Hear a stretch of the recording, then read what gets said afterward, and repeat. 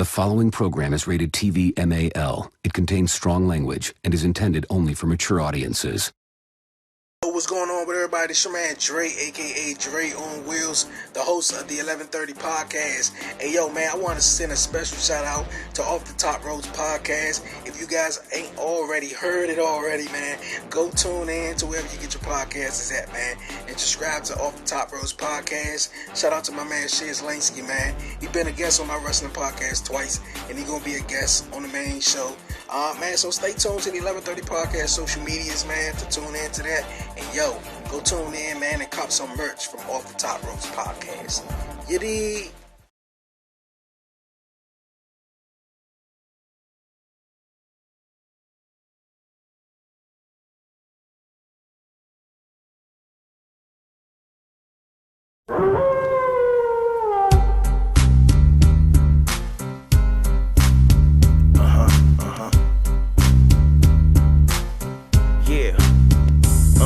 Off the ropes be the podcast of mass destruction. Guess who's here for OGs of wrestling? Ain't no competition, we report, you gon' listen. Never no mercy, we bring the ring to the streets. If you don't know, you better find out. Off the ropes, here to prove a point, number one in the league. Bet you don't wanna tussle with us, know where to hide. Welcome, ladies and gentlemen, to a brand new episode of Off the Top Rope Podcast. I'll be your host, Shiz Lansky, of course, with the co-hosts behind the scenes, Wise One, Will.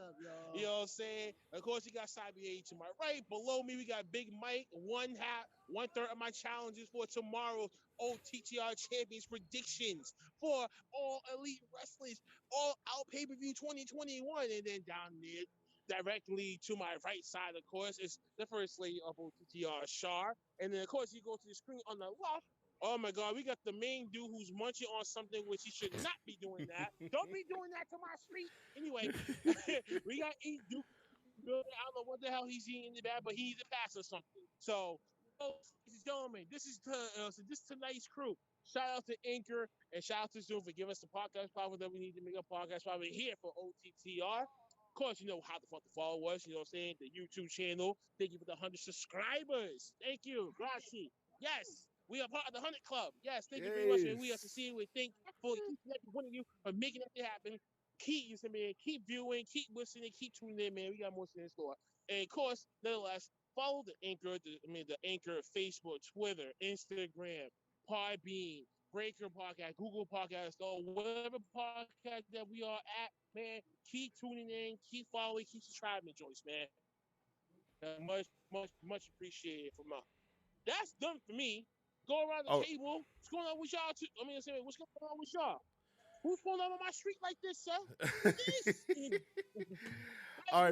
All right, Miss Shar, how's everything going? Going good. Looking forward to All Out tomorrow night. Gonna be there live. Oh, yeah, that's right. She's going to be up there in the house. She better be taking some photos. She better be taking photos, videos. I want the whole shebang bang for a vlog. Yes. I starting right out. I'll have it for you. All right, Big Mike, how's everything going, man? Going good. I'm back, family, after my 2-week sabbatical traveling this world. I've been to the Dominican Republic. I was at SummerSlam, was in the building. Now I'm back, doing good, rested, ready to go. Mr. Globetrotter himself, man. That was great, man. I loved seeing that up on social media, man. That was freaking amazing. All right, E Dukes, the boy E Dukes, sitting there eating, looking like Darth Maul with his black hood on. What's going on, man? So, you know what I'm saying? Just enjoying the good. Might be some Chinese food, you feel me? Oh, that Chinese food, the way you look, it looks like it's hitting your soul, man. It looks like it's hitting your soul. Let me get some of that orange chicken. Let me get some of that orange chicken. All you gonna say, you feel me? All you gonna say. Yeah. And guys, I am Cyber Yeti. I am the underboss. I am going to be taking the lead for a little bit while Blackheart's taking care of some business. But everything's going good with me. I'm recovering more and more every day, so it's going good. I'm still a little weak, but other than that, I'm doing great. So we're going to go ahead and jump right into it because we need to get through the bullshit before we get to the good stuff. So I'm sorry. I never thought I would actually join this boat, but I actually have. There's only a few things going on in WWE right now that I'm actually kind of interested to see what they do, but I have a feeling it's going to turn into shit like everything else. But let's go and jump into Raw real quick. First off, the show starts off with Damian Priest coming out. He actually decided to bring back the U.S. Championship Open Challenge. Surprisingly, he had quite a few people pop up to challenge for it. First, he had, of course, he had Bobby Lashley with MVP show up. He had Drew McIntyre show up. He had Sheamus show up. And then RK Bro popped up out of nowhere. Why in the heck are they having all these people pop up at the same time? I don't know. It's stupid. But anyway, props to him for having it open and willing to take on any challengers. You know, it's been a while since we've seen the U.S. title actually take some airtime and actually look relevant. So this ended up being a two-title match night on Raw. One for the U.S. title, one for the WWE Tag Team Championships. Jumping straight into it, the United States Championship, Drew McIntyre and Sheamus went against the champion Damian Priest. Of course, that one, we've kind of figured how that one was gonna end up. Damian Priest winded up retaining the title against both Drew McIntyre and Sheamus. Sheamus, I don't even know why they let him back into it. He hasn't even had his rematch yet. So I figured he would have at least invoked his rematch before he was put into another match with another opponent. So that match, I throw it to the wayside, man. That was a waste of time. But props to Damian Priest for wanting to do it. I got to give him some respect for that. Wait a minute, man. I gotta say something real quick about that joint, right? What's up? So the triple threat between McIntyre, Damian Priest, and Sheamus. Yeah. I'm sorry, man. That was the match of the night. That's what I was noticing. I was like, really? He wasn't messing with it. I think That that was a was great the match match. of the night. I really. Beyond anything else that they had on that Monday Night Raw's match card, bar none. Yeah, and I mean, don't get me wrong, I hate to shit on it, but to be honest, it's just what the WWE's been doing lately. I mean, it's just they give you one good thing out of months of crap. You know, I'm just kind of to the point right now to where I don't want to say it's good and then, wind up getting shit on the next week with the exact same people. Exactly, because you don't know how long this is going to last for. It could last a week. It could last, like the whole storyline. You never know. Yeah, exactly. And that's why I was hesitant about saying, oh, man, this is a good match. This was a shining moment for, Damian Priest, and he got respect from the two, well, at least from Drew McIntyre in regards to the defense. I mean, that's the only reason why I kind of shit on it. It was a good match. I'm not going to take it away from him. Mike, I agree with you. Blackheart, I agree with you. It was a good match. But I just don't want to say it's a good match and then it wind up turning to shit in the next week or two. But anyway, okay, go ahead. I was going to say, am I the only one that's surprised that McIntyre took the pin? Because I was fully expecting Sheamus to get pinned. I was surprised Drew took that pin. To be honest, I think Vince might be liking what he's seeing out of Damian Priest, which that's a big deal because you remember when Damian Priest, before he joined NXT, how big the dude was. I mean, but listen though, right? Cyber, so like what you just said about Damian Priest just now, right? He sees something in Damian. He's the first NXT call-up to really gotten some respect. And you know what I'm saying? Wow. And he's getting that recognition. And that's very true. That is right. He has gotten respect from the writers and from the head honcho. So him getting the pin on Drew McIntyre is showing that, okay, we're going to give you this idea. We're going to let you run with it. You better do something with it. So I think he has potential. We just have to see if Vince McMahon's not going to screw it up or Bruce Pritchard's. It's going to get screwed up. I know, but we can't count on it. Yeah, we can't count on it. If you take a look at all the NXT call-ups, you're going to say, oh, Damian Priest has been the best one so far, right? In a while, yeah. A good while. Recently, if we take a look at in history, the closest one to Damian Priest is Kevin Owens. Yeah, I think KO's had the best call-up run. Well, actually, no. if Finn Finn Balor didn't get would've. hurt, if Finn Balor Yeah, didn't Finn get hurt, would've. that would have been the best call up. But For sure. Yeah. I've got a piece to say about Finn Balor on Friday Night SmackDown. So we need to hold off on Finn Balor.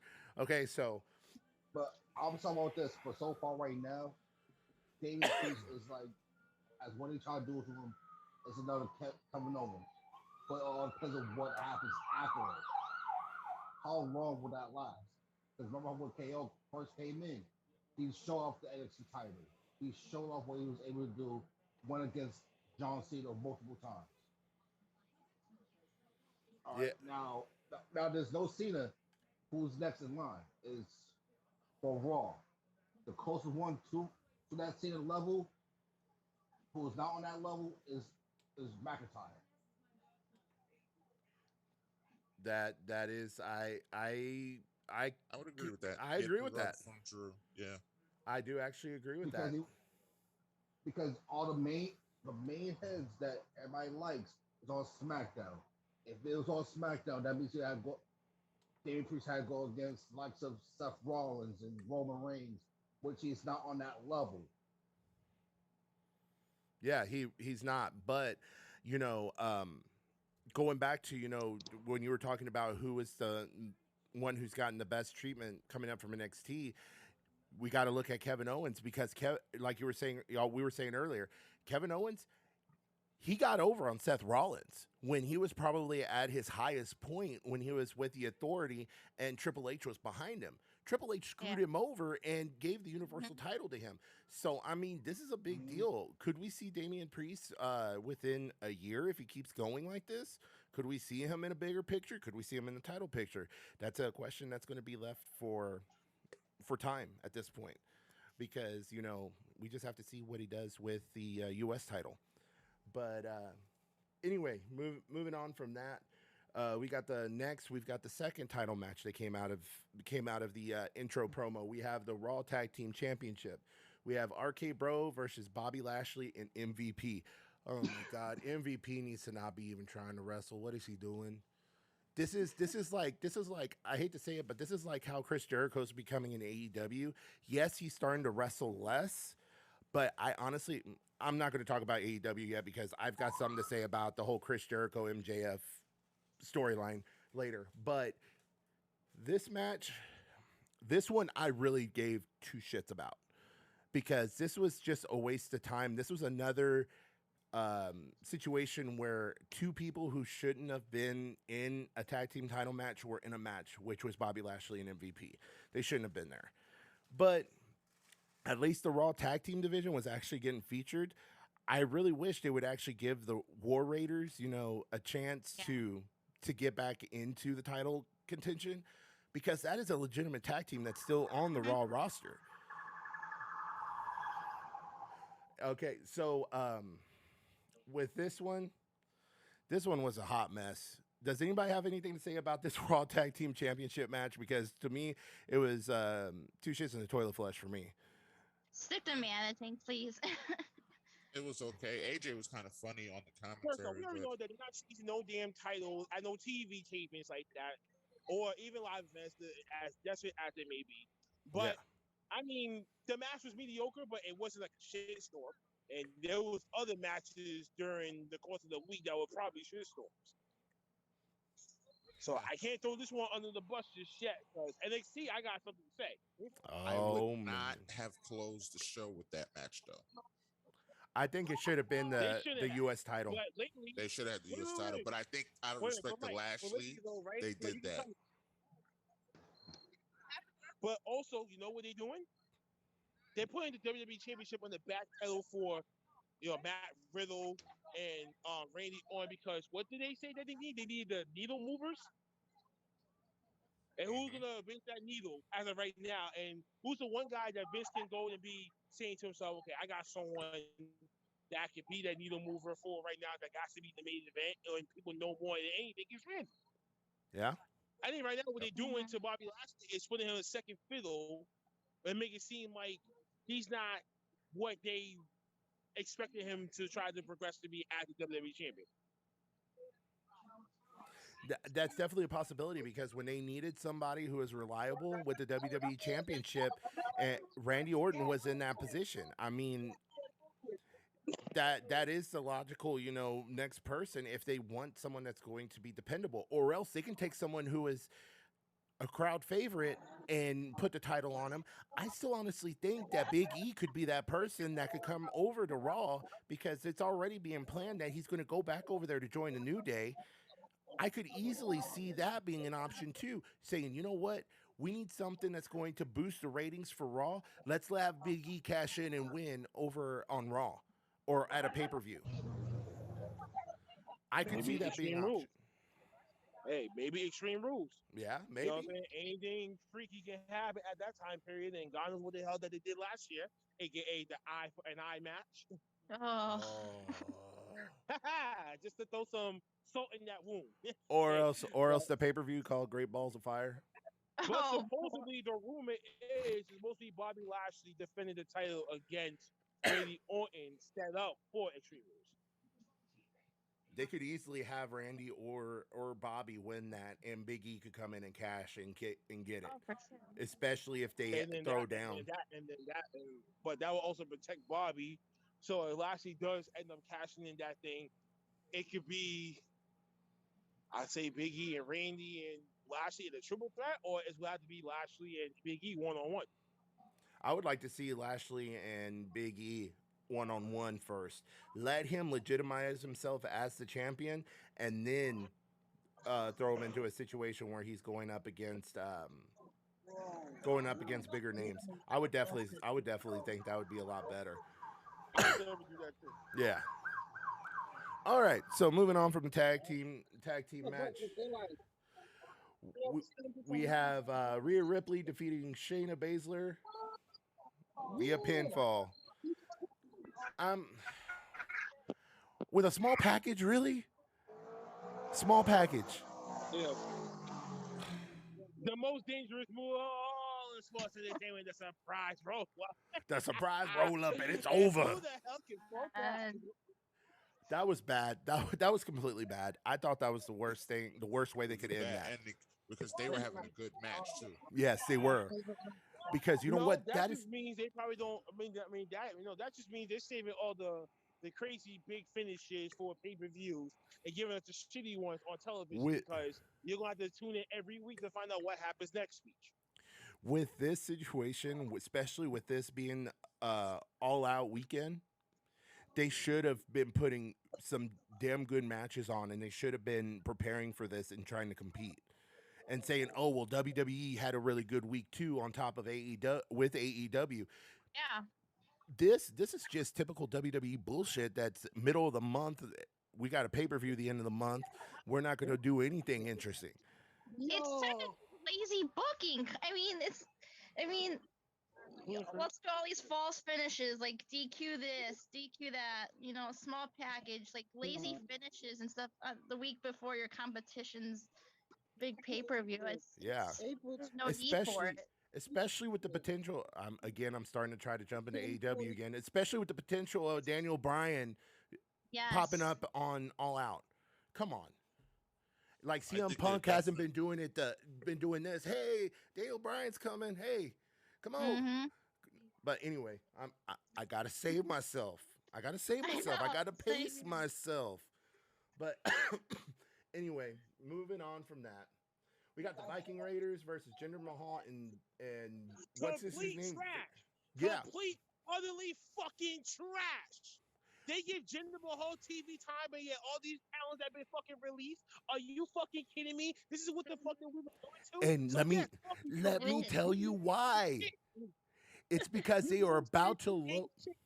They're only keeping this brother until the Saudi Arabia show, and then watch he get released next. Yeah. That's the only reason, because if I'm not mistaken, I think Mansoor already got released, didn't he? I think no, so. he's still there. He's still there. Oh, I thought he was on the list of last releases. I'm sorry. But yeah, that's the only reason why they're keeping Jinder Mahal. It's because he's probably gonna do something at Saudi, and then after that, they're gonna be like, future endeavors, bye. So Anyway, that was a complete load of your future endeavor speech. And then Yeah. what? exactly. Okay, moving on from that absolute train wreck. I'm sorry for the Viking Raiders, man. I wish they were in the tag team title picture. You know, that would have been a lot better for them. Oh my god. This next one gives me a complete and utter headache. Every time I see anything associated with the 24/7 title, I automatically just want to turn the station or else go and take a massive dump. Okay, so R-Truth and Akira Tozawa try to come up with an idea to take the 24 title off of Reginald. And they fail miserably. As I spark up this blunt right here, here's how I feel about the Cole and Carter Sheckler. I wish it was legal here so I could do the same shit too. Can we please get rid of that title, please? It's just turning into a joke now. Bring back the Hardcore Championship. How about that? No, what I'll it take comes that. No, what it's coming down to is Vince McMahon really doesn't have anything for R-Truth to do, and he came up with something for him to do. Because he's that much of a company man, and that's how much respect he has for that dude. That's the only reason why this title is even in existence. Once R-Truth calls it quits, this title is disappearing. No, technically, R-Truth is just a corporate monkey. Remember when, you know what I'm saying? Remember when I told y'all, I think like a season and a half ago, that WWE and Vince McMahon? Yeah. You better contact me. I don't give a shit how the fuck that you do it. You better get in contact with me. Damn, I'm sorry. Okay. It's a different man. Don't worry about it. Nah, Vince McMahon is the pimp, and the rest are the prostitutes. Didn't I say that shit before? Oh, That yeah, is back true. in season And one. it's still spin. No, it was season 2. It was my first season with y'all. Really? Yeah. Yeah. All of it. Sorry, R-Truth, man. You are just. I don't want to have to say this. He's just comfy. He's the biggest spoon in the locker room. He's comfortable. Exactly like Shinsuke Nakamura. It does sound But- like that. But at least Nakamura win. At least Nakamura don't do the stupidity that R-Truth does. You can't put them in the same category. Nakamura, he just chilling, relaxing from vacation with his family. That I gotta understand. And he's doing it with the Intercontinental title. Holding it down. All right, which how you rather have while you chilling and relaxing? You want to have the Intercontinental title or you want to have the 24/7 title? Intercontinental all day. No I want sense. to All right. the motherfucker. They So got moving on from that piece of crap, we have got Dewdrop. She Oh. attacks Eva Marie Stop this. before their match even starts. Stop this garbage again. The Evolution Booty trash. Again, they cut Ruby Riot, they cut the Iconics, Mm-hmm. and then they brought this trash back. Yeah, for what? For the same stuff she did before when she was at last in the company. The same thing. Oh, I can't wrestle. I gotta fake it. I got some kind of boo boo. Yeah. I can't wrestle. No, here's my thing. They need to give Pepper Nevin her name back Yep. and let her do what she was doing in the UK. They need to let Exactly. her start doing her thing again because you know why? I will admit, when I watched NXT UK and I saw her matches, she actually put on really good matches. I haven't enjoyed watching UK prior to Walter getting there and prior to Rhea Ripley and Toni Storm. This was the first time I actually liked watching it outside of that. And that's saying something because I don't tune into NXT UK that often anymore. So for them to be doing this to her is completely ridiculous. I understand they're trying to do a storyline, but it's the wrong person to be doing a storyline with. Eva Marie doesn't do anything. The only reason they brought her back is because after she left the WWE the first time, she started getting into fitness, she started getting into all this, she started looking good, and then they brought her back because of that. That's the only reason Exactly. why they brought her back. And There's- I think it's stupid. That's what I said all along. The only reason they brought her back is because of her looks, not because she can actually wrestle. Yeah. What do you think, Big Mike? I think she needs to be a manager. Yeah. I think so too. I think she would do a Which, lot I better. mean, she would because she has a lot of heat on her. So Mhm. make her, and she actually low key can talk. She can do promos Yes, she can cut pretty promos. well. So, like, she's a perfect manager. Yeah. But what do we know? We've only been watching wrestling our whole lives. Yeah. Yeah. But to answer your original question, I don't even care about that match. That was a waste of time. It wasn't even technically a match. It was just It Right. was. bullshit. That's all it was. Listen, man. Listen, man. It was a Shabastry. Yeah. Monday Night Raw is just a fucking circus. It's a joke. It's a lot. Right now, right. The Ri- flagship program has been the worst program in For the how last many 2 years? Yeah, 2. Years, yeah. I would say 2, maybe 3 if you really want to stretch it out. I would say the last 3 years of Raw was trash. The last time it was decent is when they were doing that tournament to crown the first Universal Champion. I think that was the last time it was actually decent because they actually had good matches come out of that tournament. Raw has not been good since Renee Young was on commentary. Really? 2017? 2018? 2016. I think. No, 17. When she first was on commentary, I think it was like 2017. Oh, okay. 2017, because that's when Big came out. Yeah. It ain't been good since. Yeah, because she was on good sense. she was on commentary for her first night on commentary was the first night that Ambrose returned from injury.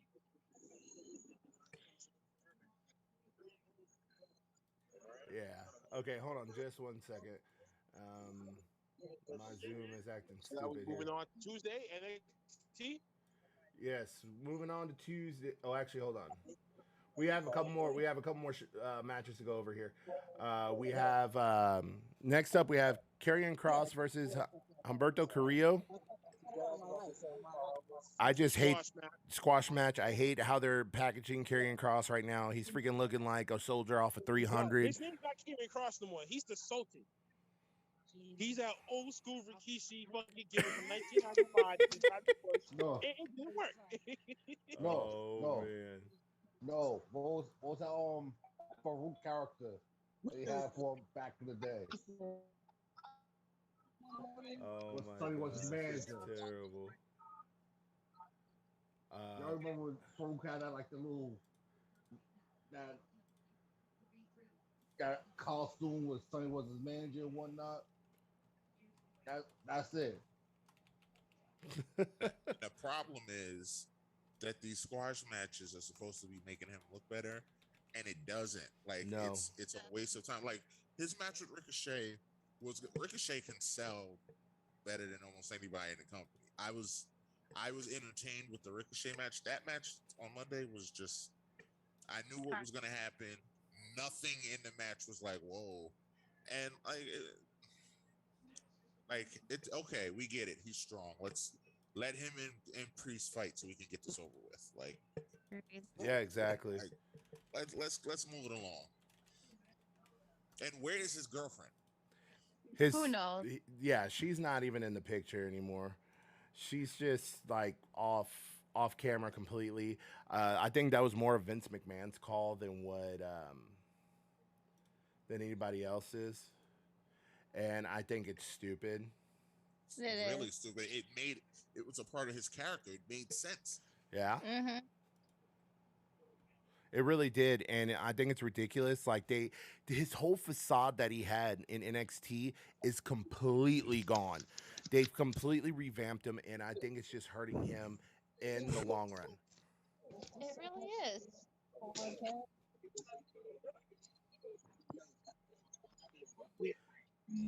So it's just rough all the way around. So What? for Karrion Kross in regards to his whole look and them changing his entrance from NXT to Raw, and then taking away He is the slave to that new machine, that new main event machine. Want to try and make him a marketable guy so they can try to sell toys and all this other type of stuff. So they're trying to figure out ways to try to make him marketable. If not, then he's gone too. Yeah, and you know what? I think it would be good for him to leave. He needs to I go. agree. He needs to go somewhere where he knows he's going to get appreciated. And he knows he's going to get what he needs, and he's going to be able to continue working with Scarlett. That's what he needs. All right, guys. So moving on from that, uh, God, this whole debate about Nia Jackson, Charlotte Flair. Here we go. Oh boy. Here we go. Nia Jax beats Charlotte Flair via pinfall. And then Were they really slugging it out? Were they really throwing bombs at each other and actually hitting each other? That is the debate going on right now from this past week's Raw. So of course, we saw what happened in the match. We saw the hit, and then it really did look like they were throwing bombs at each other and actually Yeah. trying to knock each other out. That's the first time I've actually seen Charlotte Flair get pissed like that. Mm-hmm. I don't think she was pissed as in character. She was pissed as Ashley Mm-hmm. because what have people said for years about Nia Jax? Nia Jax hurts people because she does not Yep. perform moves correctly. She did Doesn't that to know power. yes. She turned around. She did it to the wrong person finally, and Charlotte Flair got pissed. And then Ashley came out, and she was about ready to beat the crap we out talking of her. about the street fight? Yes. Yo, yes, I gotta talk about that shit too, man. Go ahead. No. I'm done. I want to hear what you have to say, man, about this. So wait, first and foremost, shit. I said wait, son. I'm like, yo, you can see in the ring. I'm like, yo, son, don't look right. And then you see Charlotte get dropped on her head. Whoa, that's a big no-no. And Yep. boy, you don't know the story about Nia Jackson. I wish Uncle Fast was here because I would have ripped his neck off when it came to this little thing because he's obsessed with Nia. So when we talk about that she is unsafe, she is unsafe, but this was some different type of unsafe shit that we're talking about here, folks. We're talking about someone that can get a fucking CTE. Shit like that, you know, has Oh, CTE absolutely. coming to effect when we come to these professional wrestlers, especially in the past 5 years. So we're gonna see that now and then. Now you see, as they say, they said it was a miscommunication between the two ladies. I'm like, yeah, that is true. But how many times have they been in the ring with one another and then no shit happens? This was some other shit. And I felt like There was something going Nia on in back got some- scenes in the back. Yeah, It I had was to gonna say, be. Nia got some backstage heat with Charlotte, and Oh, for it kind of sure. got spilled in the ring. Oh man, it sounds like E Dukes rolled over and ran over his mic. Oh, there he is. All right. Well, at least you took the thing off your head. Yeah, very true. Yeah, Listen, But go ahead. Go ahead, please, Dukes. I just want to see, but I want to see more of that right now. I'd rather see Charlotte versus Nia and really get some heat, get some of that energy out. You know what I'm saying? Beat the shit out of each other if you have to. But I For want to real. see this unfold. I'm sorry, man. Like I don't want to see Charlotte versus Alexa Bliss anymore. I'd rather see this. Blackheart, let me tell you right now, this wasn't when it comes to that shit right here, right now. this wasn't Charlotte Flair versus Nia Jax. This was Ashley versus Nia Jax. This was Mhm. the real person because fuck this it, was then. personal. Ashley versus Nia. I don't give a fuck. You get the tall Samoan BBW versus the privileged daughter of a Hall of Fame wrestler herself. Who thinks that she's a Latina now that she's married to Andrade? Because we go to a storyline, you got gold right there. And I'm people will want to see Nia really like, yo, like fuck this bitch. You know what I'm saying? And whoop her ass. That's the shit I Yo. want to see right now. Yo, if y'all really want to do this, go ahead. They should make this match an unsanctioned match. It could come down to that if they play it out right. Pull the AEW card and try to build this up like Britt Baker I sparked out. versus Thunder Rosa. Yeah. Dude, it doesn't matter how much they hype it up. It's never going to be Britt Baker versus Thunder Rosa. That was Oh, an amazing match. that I, really was. dude, it made me buy the shirt. It made me buy the shirt after that match. I can't even wear it around my daughter because it Which one? scares her. No, the one with Britt Baker's face on it with all the blood on it. Yeah. I bought that one. Ooh, Dude, ooh, much respect. Okay. yes. Okay, so moving on from that, we gotta get through this WWE crap. Come on, guys. All right, so next we have Omos versus John Morrison. Why do I get through this? Let's just say next. Everybody all knows WWE product sucks ass. Okay, well then. As good as Okay, I'm just gonna China. run the. Okay, give me 1 second. I'm gonna just run these last two matches. Okay, then we've got Omos. He defeated John Right. Morrison via pinfall after a choke bomb. That was the end of that. And then we have AJ Styles defeated Xavier Woods via submission, which AJ Styles, I haven't really seen him pull out too many submissions throughout his career. He has, but not too many. So I was a little surprised that the match ended that way. Figured phenomenal forearm or Styles clash, and that's it. But instead it ended like that. But anyway, that's the end of Raw. We're gonna go ahead and fast forward it now. We're going to NXT. On to Tuesday. RIP to NXT when they start pulling this new crap. This is like Fresh Prince of Bel-Air when they replaced Viv.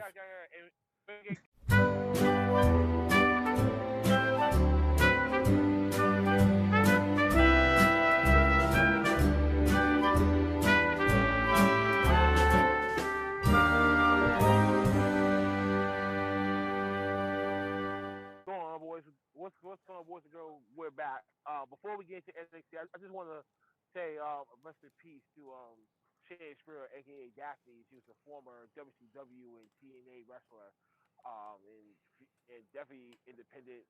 Her career was cut short because of due to injuries and concussion wise. But really, folks, man, it's just a matter of someone going through that, someone getting banged up in the ring, and then you have brain issues, CTE, something like that. But if you ever feel like you need to talk to someone, you need to reach out to anyone just to say, you know what I'm saying? Like, you just need someone to talk to. Because mental illness is real, ladies and gentlemen. It really is. I can't speak for myself. I've seen people come and go, but there was a couple of people of mine that went the same route, and that had affected me and how life is precious. But always, man, help one another. Absolutely. Reach out to definitely. everyone and just be kind to everybody.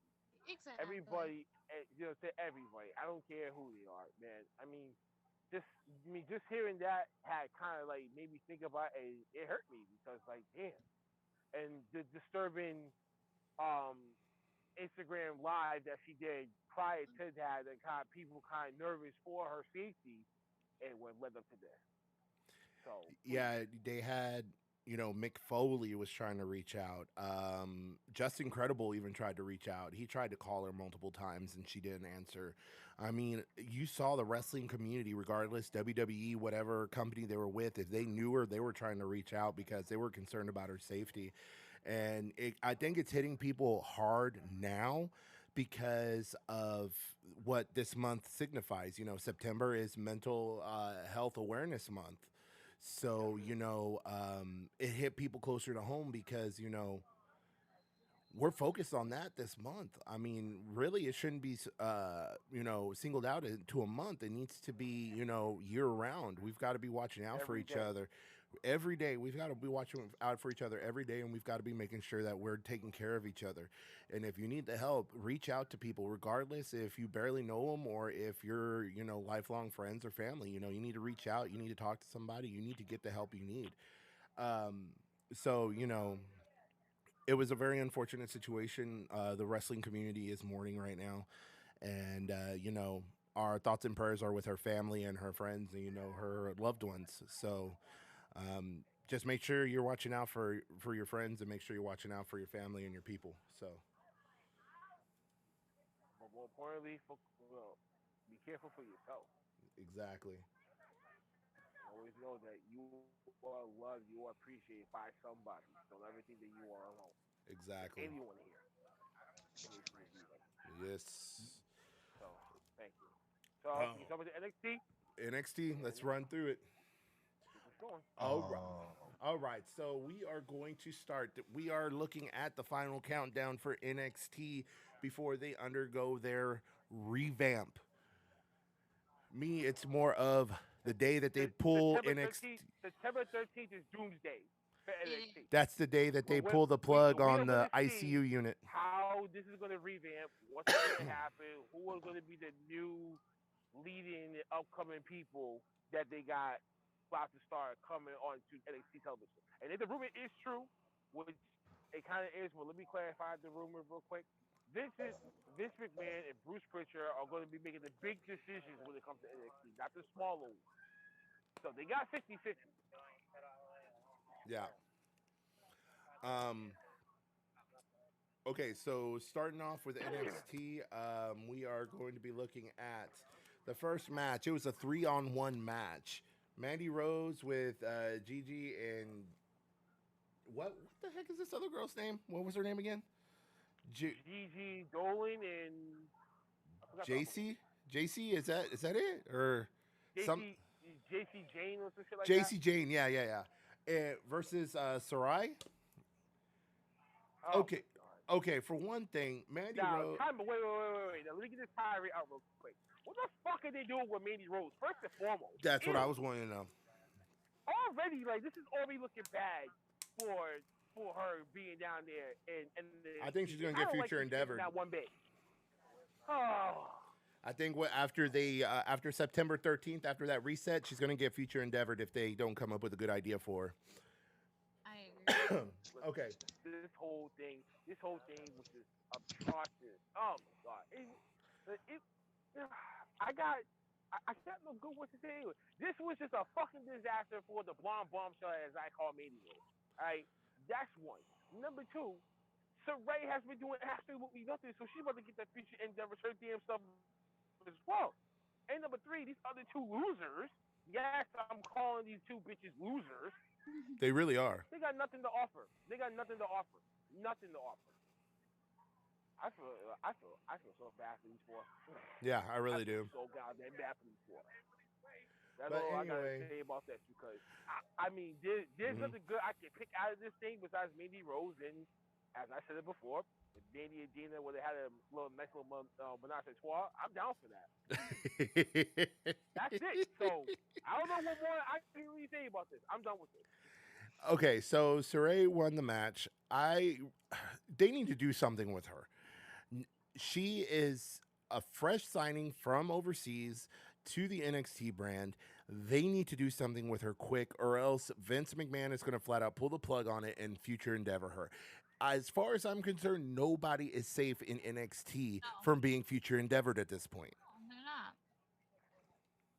I mean, what's not to say? Vince might say, "Hey, I want to create a company in my own liking, so he'll build it around people he wants.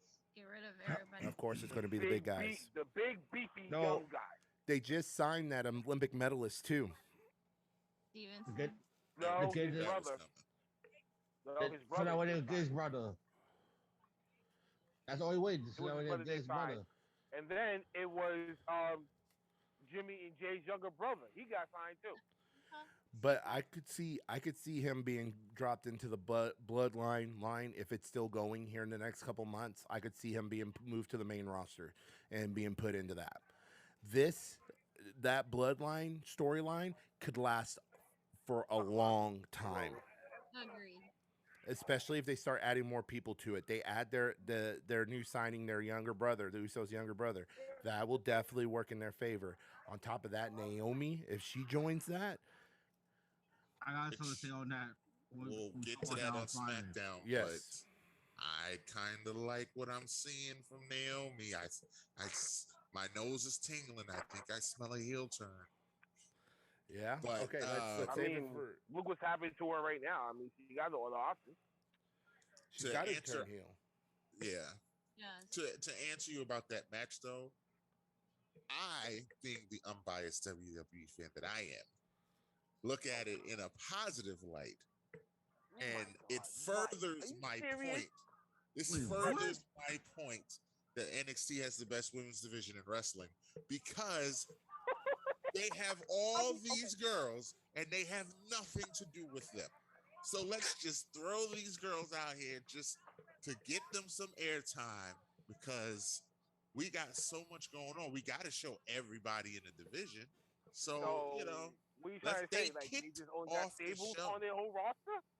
Huh? So we mean that WWE just got, I mean, that NXT got a bunch of stables in their roster? They just got begging for TV time?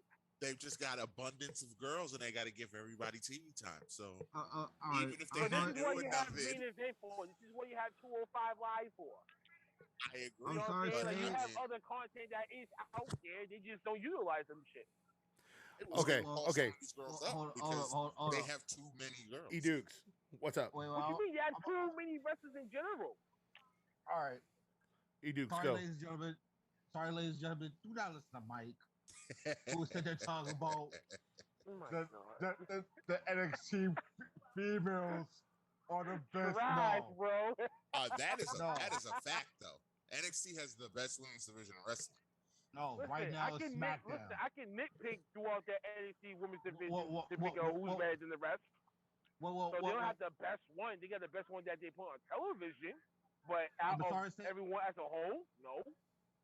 I'm sorry to say No one right does. now. That Actually, no women's as- division is as deep as NXT's women's division. There's no women's division No, in the no. world that's perfect. No. Well, out of all of WWE's division, of Raw, SmackDown, and NXT, SmackDown has the best one. I agree. I hate to say it, but I agree with E Dukes on that. Because you take a look at it, you have The Becky. only You reason have, why he's saying that because Charlotte is on Raw. That's why. No, with the no. return You- of Becky and you already Lynch, know she's Bianca the best Belair, one out of anyone that's Bayley back when there she in comes that- back. in the women's locker room. No. You have Becky. You have Bianca Belair.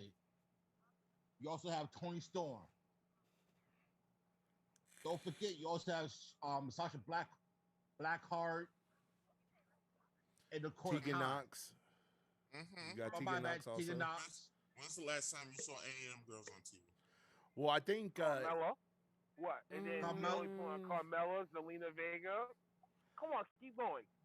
Naomi. You still have Naomi in the background. she on turns heel and SmackDown. actually starts doing something, then I'll agree with you on that. Now I'm starting to kind of worry about you. I think you may have lost your damn mind a little bit. But no. I'm not talking about on TV. I'm talking about as names in general, as well as a woman's roster. That's just star power that you just named. That's not Exactly, like- what you just named is star power. And star power, that's what gets you. But But like that this, doesn't always equal to in-ring. Wait a minute, but that doesn't always equal to that meter of in-ring capability and in-ring performances. This is my thing And with I it. think the only NXT one that- has the best Right, and the girls. only one that I ever thought about was Charlotte. Okay, here's my thing. It is getting to the point right now that WWE is thinning out their talent so much. They don't need to be having two separate women's divisions anymore.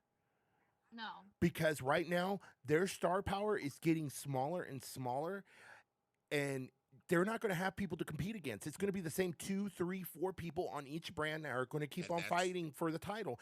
They And need to that's what happened on combine. SmackDown. They need to combine Raw and SmackDown.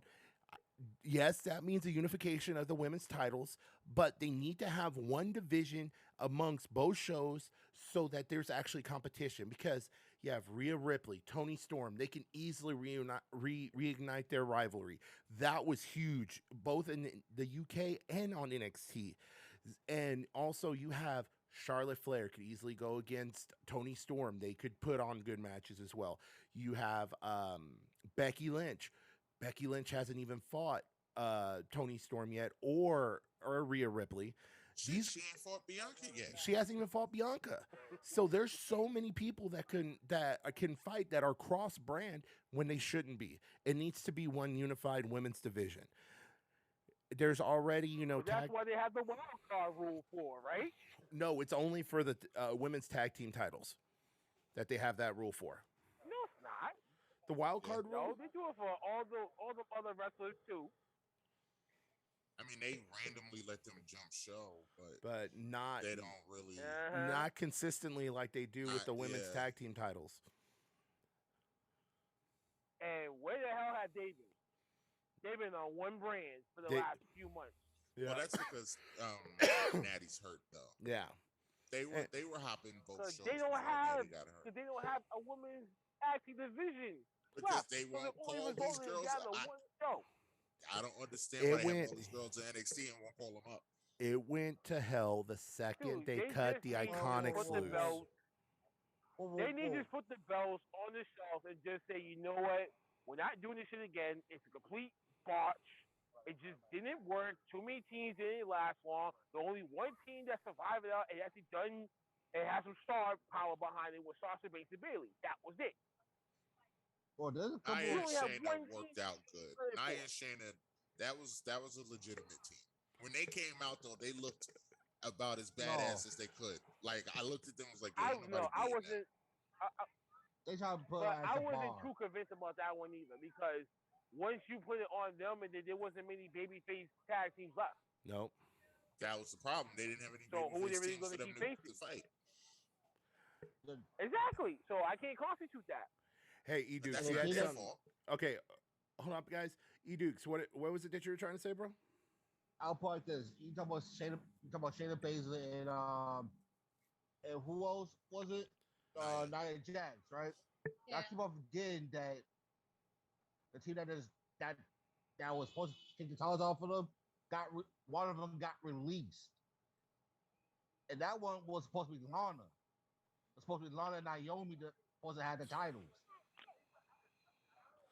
That would have been a horrible, scary thought to actually think Lana was actually going to hold a title in the WWE. Oh, wait, I'm sorry, Miro's wife.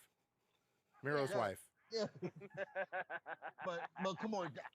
That is mind-numbing. I feel like I should have a better chance of holding a WWE title than her.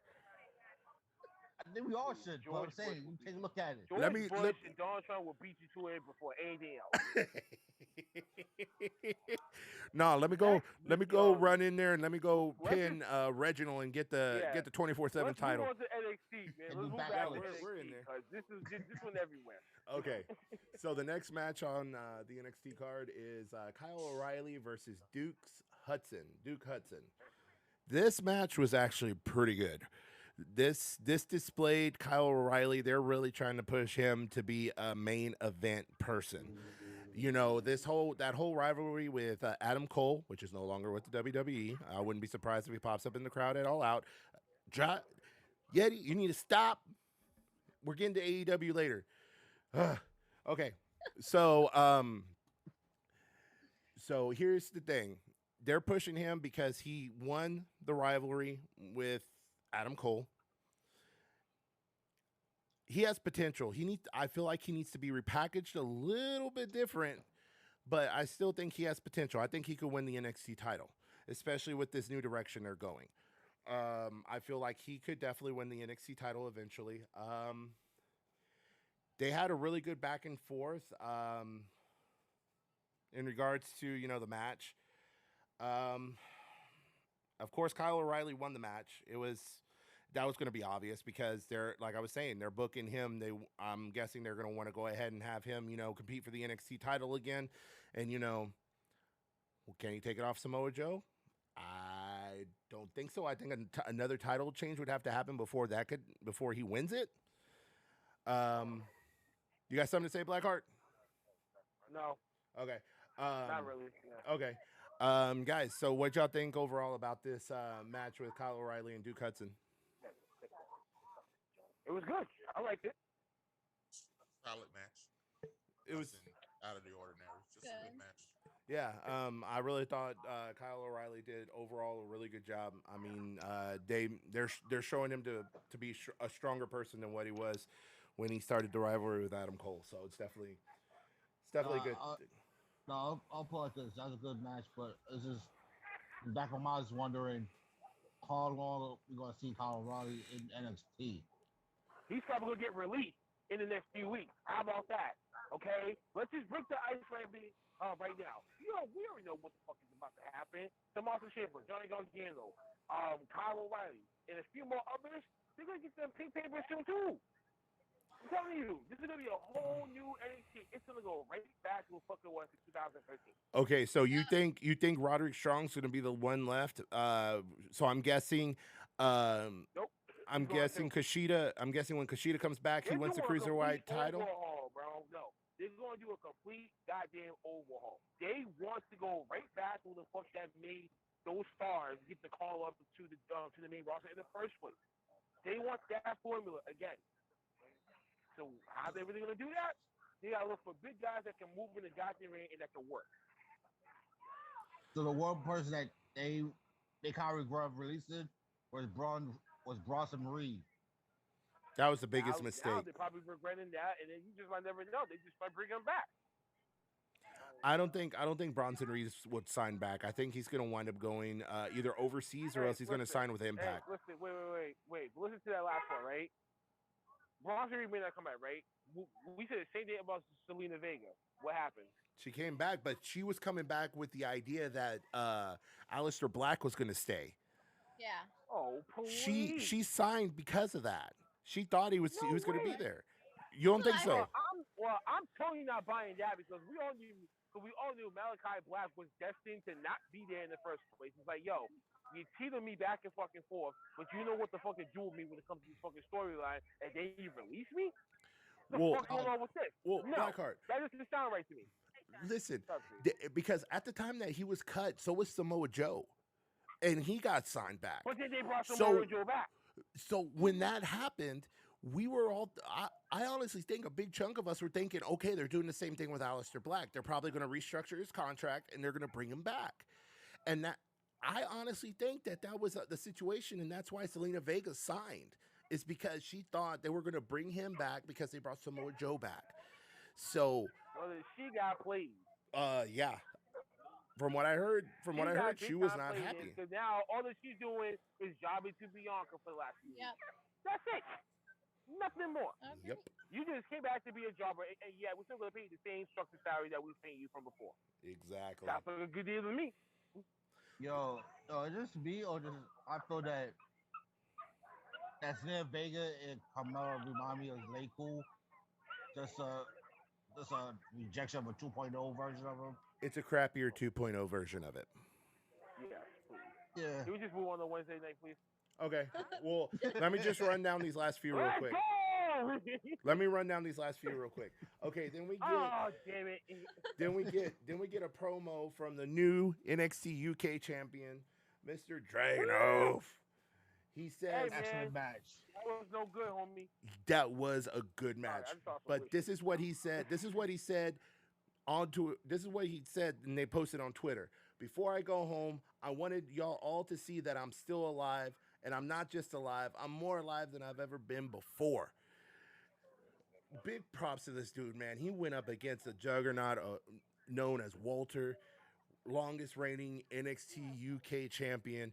You got to give him all the props in the world, but now this is where the work starts for him. He is going to go back to the UK. He is going to be fighting everybody. So I'm definitely looking forward to that. I'm definitely going to be tuning into the NXT but UK you know for a what little I'm while. looking forward to? They're going to get Walter over there to the NXT brand. And if they successfully convince him to come overseas and be on the NXT roster, oh, God. It's a matter of time before he holds the NXT title. Yo, just imagine if Vince would be like, this is my guy right here. He's going to be the face of the brand. That's some good shit. Yes. That's exactly what the fuck that you just said. Wait, I think I might know who might be the face of the brand. This is shit right here. Who's the face of the brand? It's a dude that looks like Brock Lesnar, no bones. And they signed. He hasn't even had his first match. All right, Cyber, finish this thing off, man. Okay. Let's move on to Wednesday, please. And then Okay, so we're gonna go ahead and jump on over since everybody's been asking for it. We're jumping to Wednesday night. It's Wednesday night, and you know what that means? The goal position, AEW Dynamite, the goal position to All Out 21. Okay, let's start this off right. Okay, so starting off, Santana and Ortiz versus FTR, the returning FTR. I'm not happy with the way they treated them. Oh, This, how AEW treated FTR coming back. Because to be honest, they should have gotten that win on this show. They should have gotten that win, I think.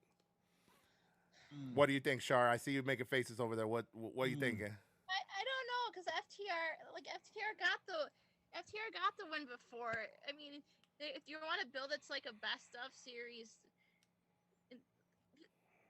you know, like a best 2 out of 3 or something. Yeah. I guess you could do it that way.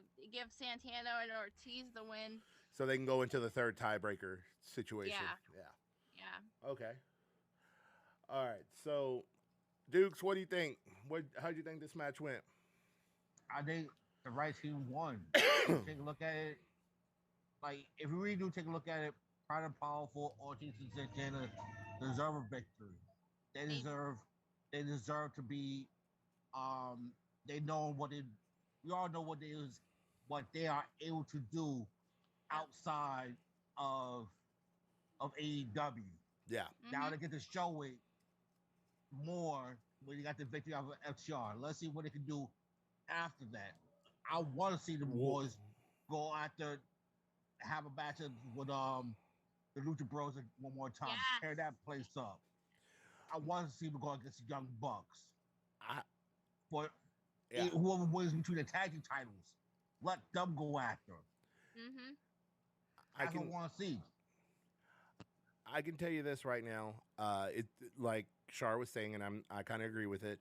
It's going to go into a best of 3 situation. FDR is going to get another shot at Santana and Ortiz. I mean, let's take into consideration the fact that with his injury, with Harwood's arm injury, do you think he's really going to keep going? I think so. That's a good question. I think so, but also too looking at their Twitter, what they've been shooting out, it could also bring some light to what Blackheart said. I mean, he may not be looking at too much longer. I want to say that. What the fuck were you doing? He might not be looking at too much longer, but that would be kind of surprising in my eyes. So if they were to do that, unless his injury is worse off than what we know, like they said that he had no feeling or something in his arm. So I mean, yeah, I mean, it really does depend. I mean, I guess we'll have to see what happens after this match from this week. FDR is not going to be involved in All Out, if I'm not mistaken. I don't think they've been given a match, so I think we're going to have to wait and see next week on Dynamite and see what's going to happen there. But overall, it was a good match. I can see where you're coming from, Shar, in regards to, if they're going to make it a 3-match series, it made sense for Santana and Ortiz to win that one. Okay, so up next, CM Punk, the man of the hour, been in Chicago, since he debuted. He's going to be making his in-ring debut this weekend.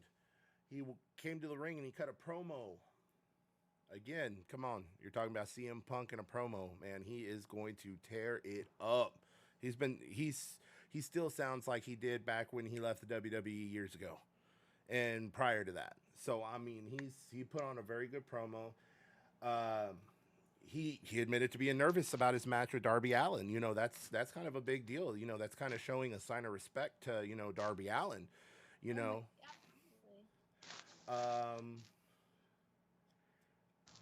and pretty much telling the fans that he's going to vow to give everything he has in the match. And to be honest, I'm kind of having a hard time kind of gauging who's going to win this match because, I mean, technically, CM Punk could eat a loss and still keep the exact same momentum he has.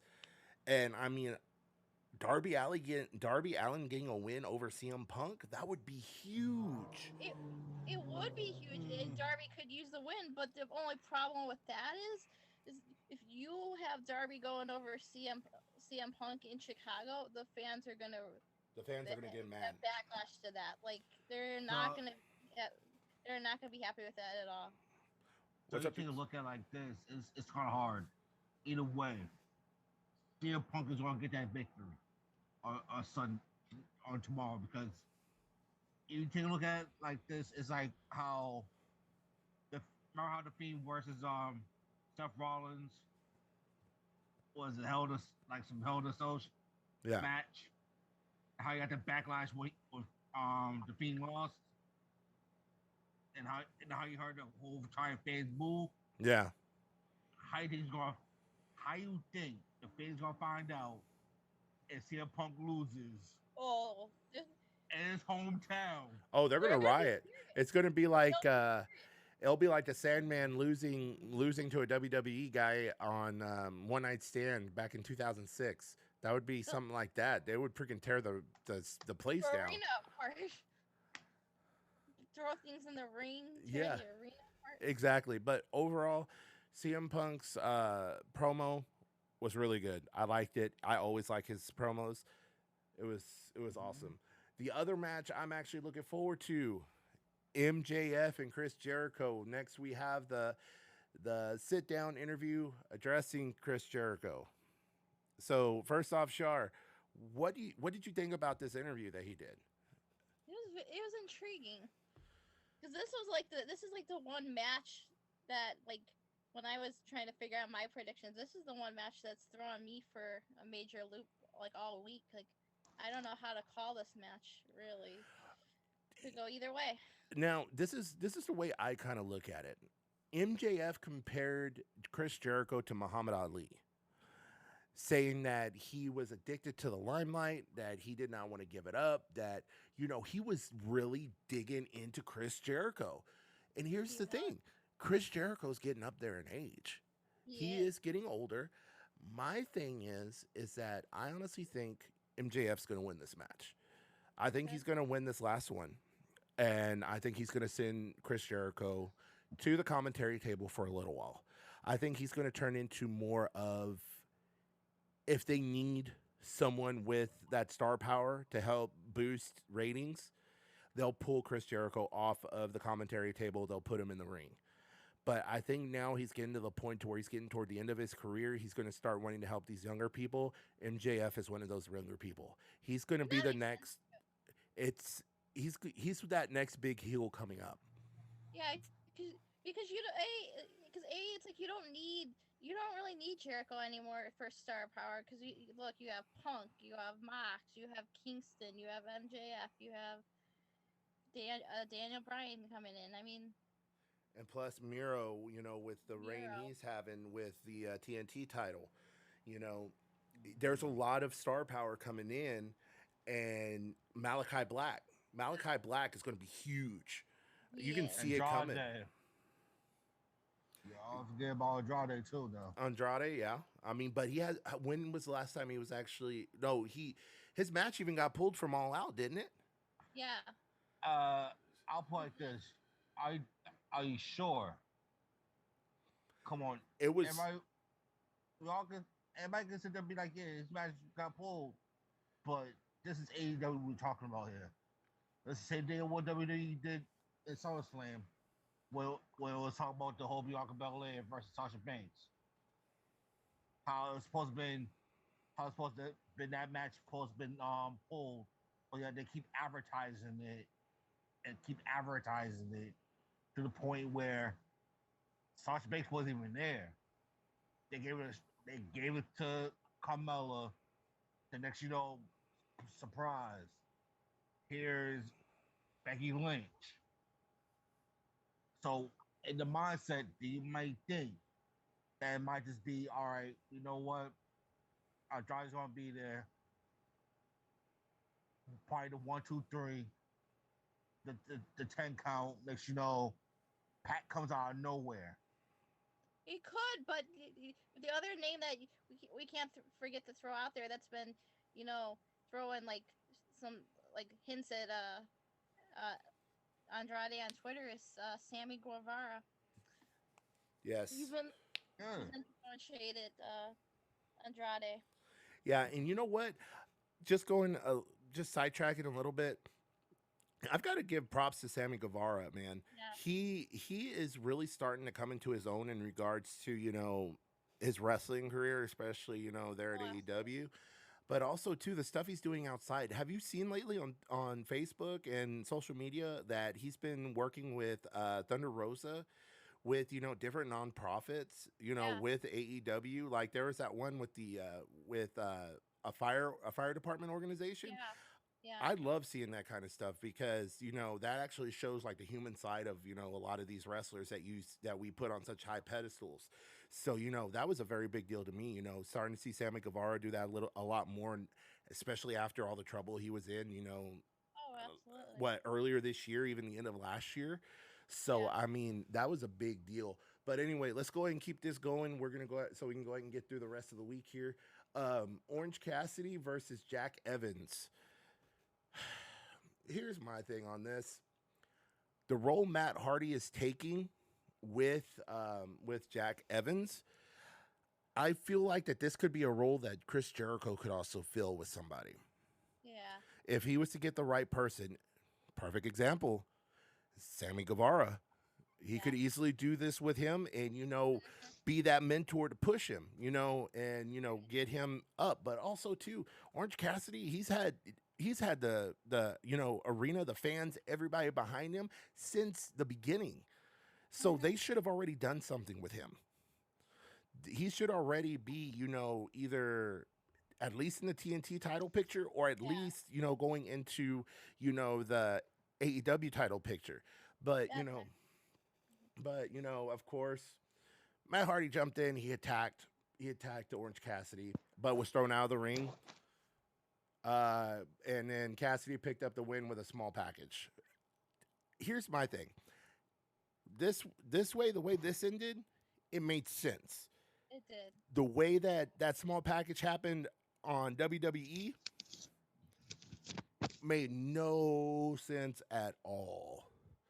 There was nothing behind it. They just did it just to do it. This made sense. But anyway, overall, it was a very good match. Mike, you have anything to add?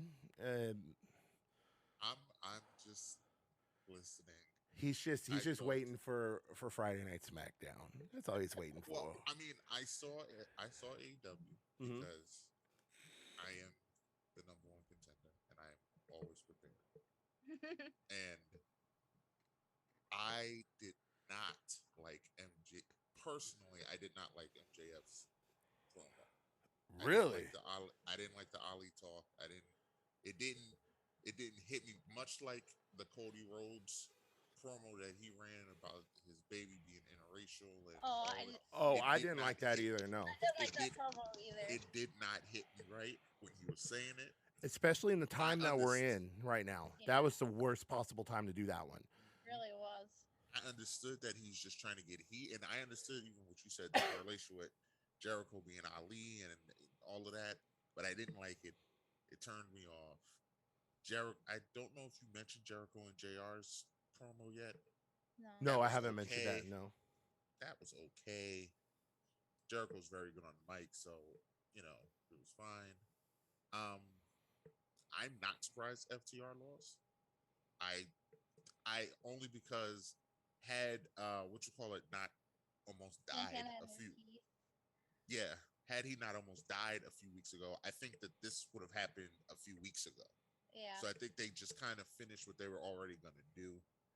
So that's the only reason. It would have been nice to see FTR get the win because I maybe I'm wrong, but I kind of feel like FTR is kind of being wasted in AEW. Like, It's kind of like WWE all over again, kind of. yeah, it's like they're just there, and I don't know why because every time they're in a match, in a big match, it's a great match, almost match of the night every time. Yeah. But they don't seem to get put in any storylines. I don't get it. So, and Mhm. lastly, before you move on with the card, is it me or did that crowd in Chicago seem a little flat? Because when CM Punk came out, yeah, CM Punk, and then it was just kind of okay, we're over it until he started fighting, and then he gave me a GTS, and I was happy for the rest of the night after that. But Well, here's the reason why I think the crowd may have been a little flat. You got to remember they've been in Chicago pretty much since he showed up. it feels So like they're it's doing a a similar residency. crowd. Really? It's a similar crowd that it's been since the beginning. Yes, the sizzle is starting to go away, Absolutely. but it's going to start. It's building It's up going to again ramp up tomorrow. for It's tomorrow, going to big ramp up. time. Oh yeah. Absolutely. But because they've been in Chicago since he debuted, that's why it's kind of dropped a little bit because the shock and awe is finally wearing off. But Yeah. it's going to pop again because hey, he's going to get in the ring. He's actually going to wrestle now tomorrow. Gonna do a So match. now everybody's gonna be hyped for it. But no, I completely agree with you. Yes, the crowd did seem a little flat, but that's the reason. Of course, like with anything else, like if WWE did the Thunderdome with a crowd in it, it would have been the same thing. They would have probably fizzled out a hell of a lot faster. But but it's a similar thing. But I agree with you, but also too, you got to look at it when FTR and the Revival, they both had this happen. In the WWE and AEW, it was coming off of one of them being injured. One of them, it was because their True. jaw was broken. True. They lost their They, sizzle. they do have bad luck. They do. They lost their sizzle Right. on that, They and do seem to have bad luck with that. Yeah. but I'll put like this. yeah. I'm sorry to cut you off. No, but go ahead. I'll say it like this: when you talk about FTR and how they was booked in WWE as Revival, right? I'd rather go with how they are booked in AEW more than how they was booked in WWE. And here's the reason why: they wasn't booked as no comedy gimmick. No. Remember how they was booked in WWE when Yep. the Usos going after them? Oh, that was distasteful. With the whole shaving cream and itching powder and things like that. That was Have you that ever was seen that? that was stupid. Yeah, but Have you also- ever seen that happen in AEW? No, No. AEW is Not taking yet. more of a serious. They're taking more of a serious approach, and I can respect that, and I like that because it kind of gives me that nostalgia feeling of Monday Night Wars, WCW, WWE, how they kind of took their how they took it seriously. It was more of like an edgy thing, and that's how it kind of is in AEW, and that's why I like it. I feel like it's geared more to the teenagers and the adults in the room than what it is toward the kids. Yeah. So I agree with you with that, but also too the Revival had very good matches against the New Day, and the WWE actually gave them time to do that. Yeah. So I mean, I agree with you. Yes, some of their stuff was comedic, but they actually had some really good matches, especially with the New Day and with the Usos before they started doing all this silly stuff. They had good matches with them too. That's why it's frustrating because, It like is. I said, whenever they're in the ring, like I don't care what anybody says. Beautiful matches. Them and the Usos are the best two tag teams in the world. I know everybody loves the Young Bucks, but in that ring, and nobody messes with FTR. Usos Ain't nobody messing with versus them. the Young Bucks. I would take the Usos any day of the week. Yeah, like, Ooh, oh I want- great, Super Kick City. Wait, Ooh, we're gonna flip I off gotta the go rope. with the Young Bucks on this one. I'm sorry. I don't Like, know, man. listen, They started to I get mean, it's yo, the listen, same yo, thing but, over and over with them. Wait. Listen, right? I gotta show respect to the Usos though, because only reason why I'm saying this is because half those damn moves that Young Bucks can't hit, the Usos can't hit. You know what I'm saying? It's all about the training that these guys have learned over these years. And I just feel like the Young Bucks have learned a lot more in their careers than what the Usos have done. I will concede that to you that there are moves that the Young Bucks can do that the Usos can't, but I would counter that with I think the Usos' psychology in the ring is better than the Young Bucks. The I think things so, the too. Usos do in Okay. the ring makes more sense than the things the Young Bucks do. Sometimes the Young Bucks just do high spots to do high spots.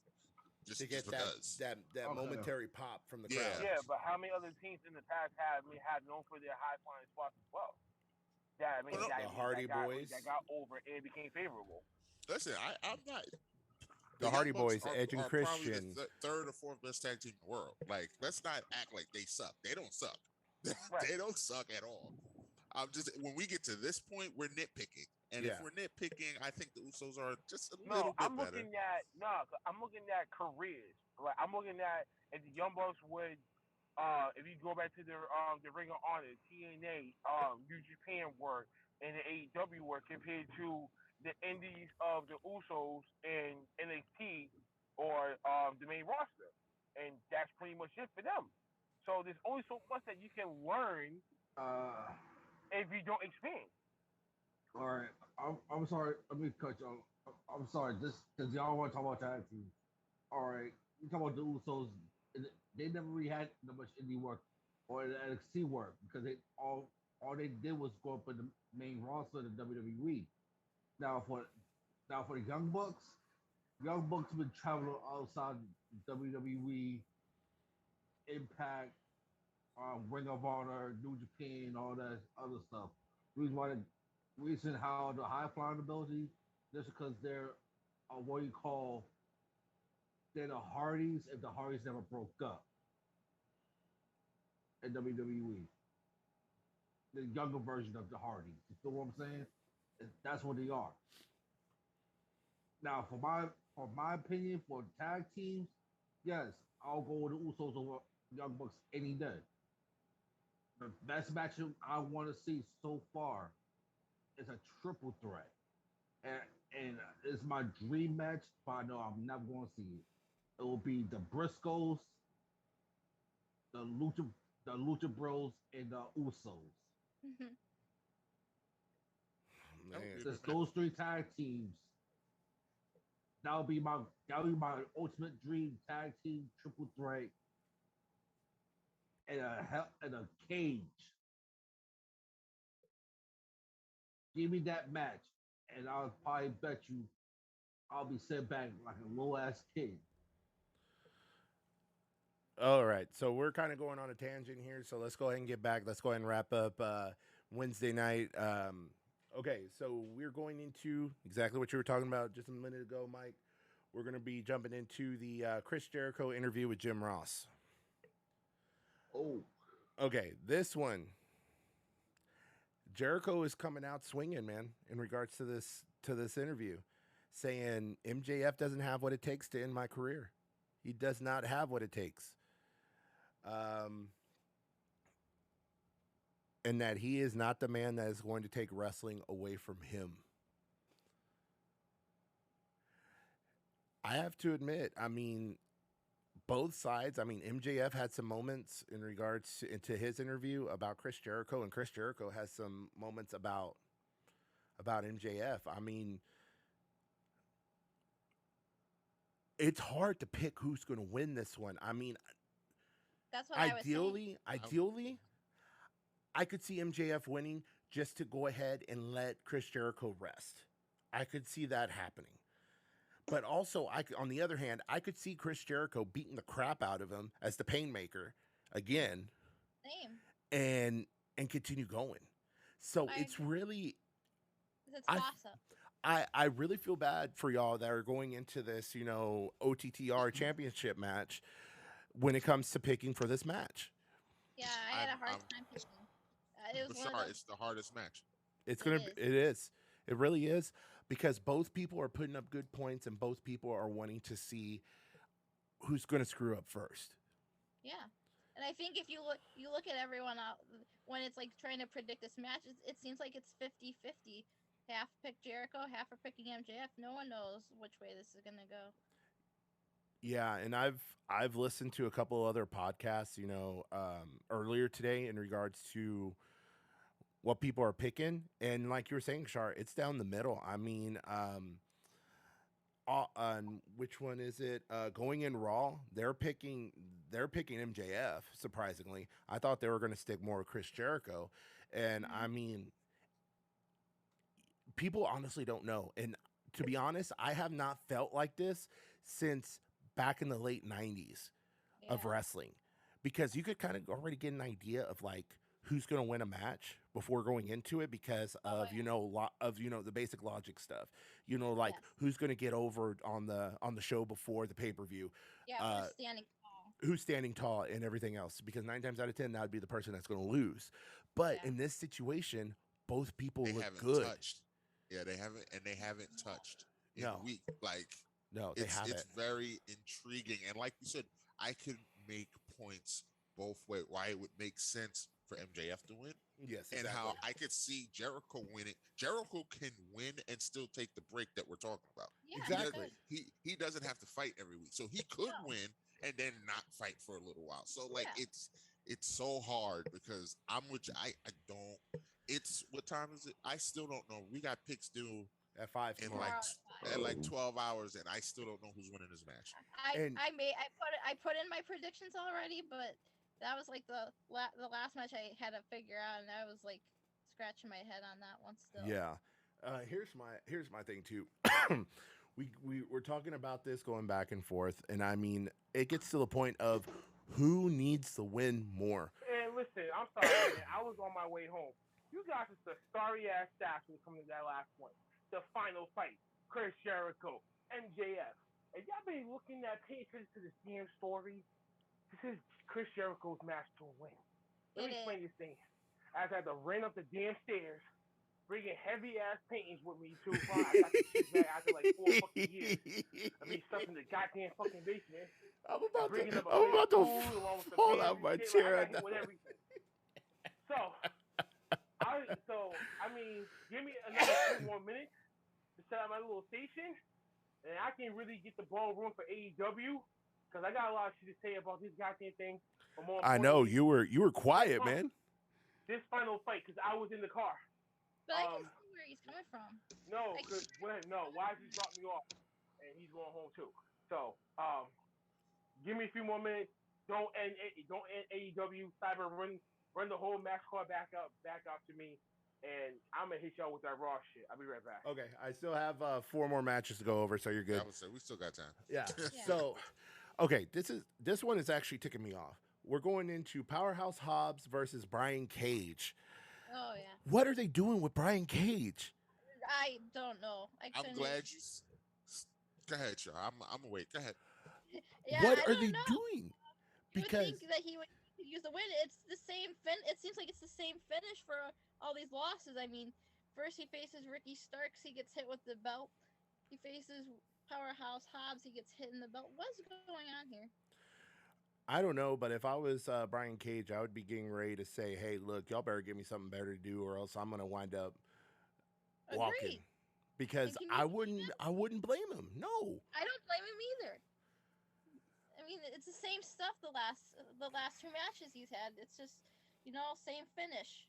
Hit him in the head with the belt. I mean, because realistically, when it comes down to it, Hobbs would not be able to beat him straight up without some kind of interference or hitting him with the belt. And I think that's what they're trying to put across at this point. I hope that's what they're putting across. And, they finally put him in a match like no disqualification or something. And, Brian Cage can turn around and beat the hell out of him and finally get the win. I hope that's the case.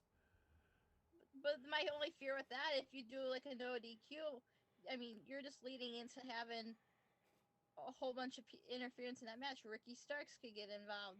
Hobbs could get involved. Hook can get involved. I mean, a number of things could happen.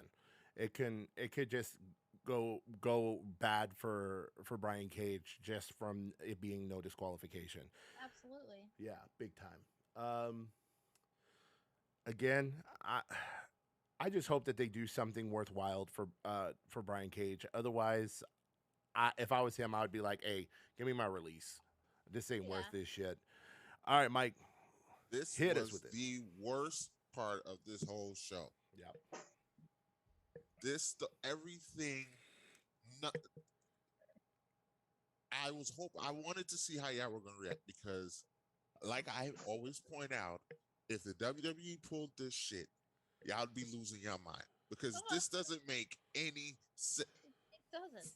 Firstly, okay, we want to do the swerve where what you call it turns on him and wins the FTA. Okay, cool. That was cool. I Yeah. kind of saw it coming, but that was cool. All right. Then he beats him and he uses the belt. All right, he cheats. He's a bad guy. Let's get him to meet. Yeah. Now he's starting with Hobbs. All right. Logic would tell you he's going to beat Hobbs because Yep. he's got to build back up to get the FTW belt. No, we're not going to do that. We're going to have him lose, The same and way. we're going to have him lose the exact same way. Yeah. This is like Mind that you- whole thing with Nia Jax and freaking Lana, where she kept on going through her table. Yeah. Mhm. It's the exact same thing. It is. Mind you, not only that, it almost feels like they think we're dumb because they spaced it out 2 weeks in between. Because didn't they didn't fight last week, if I'm not mistaken. No. Right? No, no. It was exactly so. We're gonna put a couple weeks in between and then do the exact. Come on. It's bad And booking. It's It terrible really booking. is. It's lazy booking. Not to mention, I'm not a Brian Cage. There's nothing about that man that says babyface. Nothing. He There's- has to stay heel. to Nothing be about relevant. that man. Like you look at, he has big bad bully heel written all over. I'm sorry, you want to be 200 pounds and have 8,000 muscles? You're a heel. You're always gonna be a heel. Like, like what do we do? Like, who's rooting for him? Like, I could care less. Like it's lazy booking. It's lazy booking. And so so the question that we always ask, so what does everybody accomplish from this? What does Taz's Not group a get from beating damn him up? Absolutely nothing. Just Nothing. TV time. What does Brian Cage get from losing over and over? Nothing. So what are we doing? Like what are we doing but wasting time? Like Exactly. I was done after that segment. I was literally sitting there like what the hell is this? Why am I sitting here watching Like, these dudes why do am this? I watching And this? their match wasn't that good. Like because they fight the same way. So Yeah, they do. I It's don't just know. two big slaps of me slapping each other. Yeah, it's That was it. exactly what it was. And neither one of them are skilled enough to do different things with the other one or use the other one's power. Like that was a waste of my time. Big That time. was that It a was. waste of my It time. really was. This was a low point for AEW this week. It really was. All right, so moving on to the next one. Oh man, who's that? I That's think that's me. Blackheart. You got two mics on. Yeah, that was me. My fault, boys. No, you're good. Girls. Okay, so I'm gonna go over this last one, and then Blackheart, I'm gonna let you go ahead and go to town on this. Yeah, let's go. Okay. I'm finally home. I'm finally back in my laboratory. Let's fucking go. Okay, let me cover this, and then you can take the floor and Got it. go your whole 100 yards, man. Okay, Yes. Gun Club turns on Paul White. What the Trash! heck Let me was speak on this? this one real quick. Hold Do on, it. ladies and gentlemen. Hold up. Do The it. Gun Club.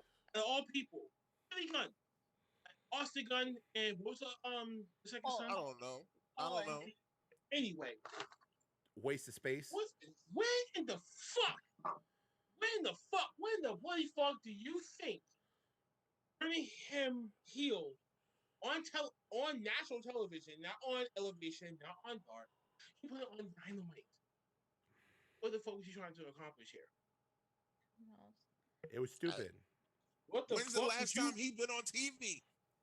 Yeah, hadn't he hasn't been on TV, Elevation he's and been Dark? on YouTube. Exactly. Yeah. He's been on YouTube. He's been on Dark. He's been on Dark Elevation. That's it. Now that's bad when you coulda can't done even this get on shit Dark. then. You could have done this shit then. I mean, shit. Joey Janela did it. Why can't you do this shit then? You wasted valuable fucking TV time. Agreed. Valuable fucking TV time. And as I sip my Hennessy with cup and Coke into this, I got a lot of shit to talk about. Cyber, start me up with the very first match, please, and thank you. Let's start this off the right way. This is AEW Dynamite. Santana and Ortiz versus FDR. Let's go. I felt the wrong team lost. The wrong team should not have won. FTR should have got that goddamn dub because of all the sacrifices that I knew it. had made and on his fucking forearm. And you mean to fucking tell me that babyface is like a out of it all? You know what I'm saying? Out of all this? I knew it. Yeah, sure. I see the little middle finger. Yeah, I see that shit too. He did the same thing as well. Okay? So I felt it was bad booking when he came in that one. FTR should have gotten that dough.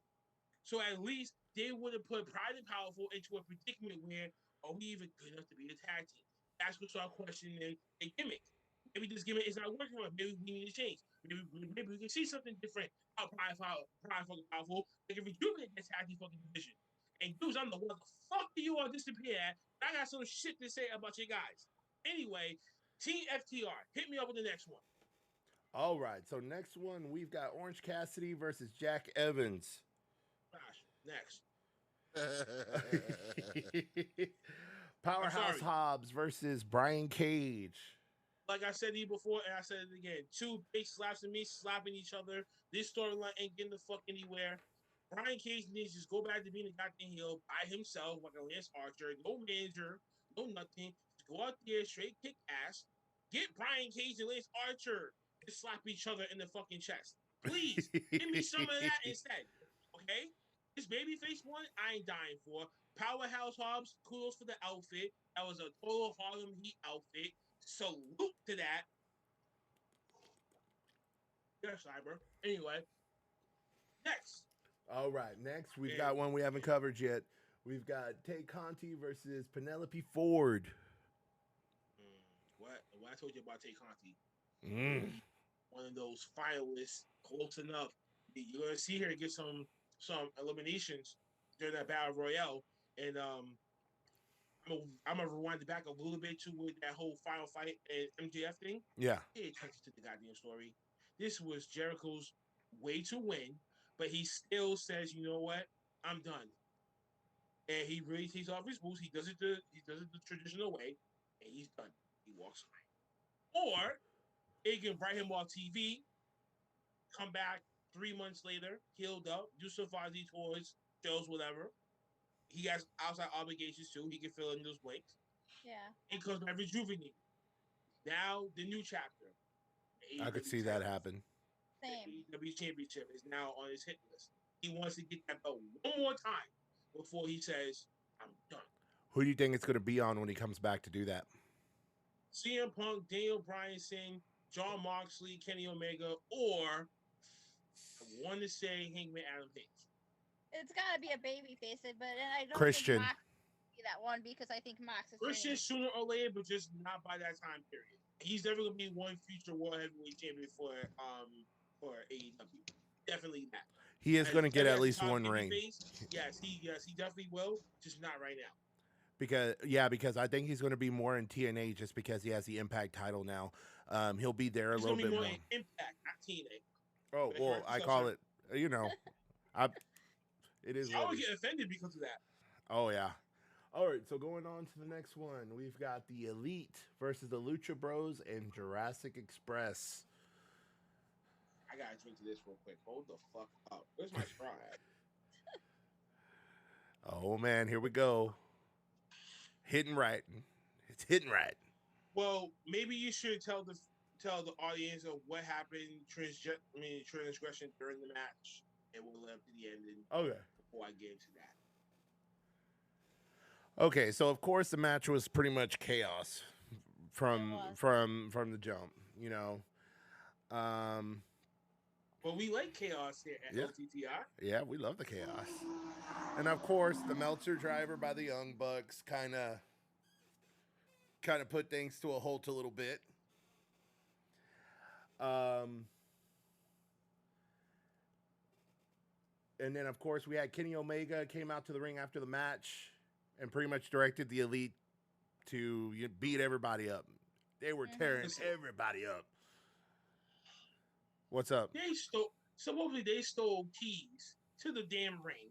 Don Callis turns on, lowers down the steel cage. You see the heels whooping the shit out of the baby faces in the ring. Other baby faces trying to run out, jump up the cage.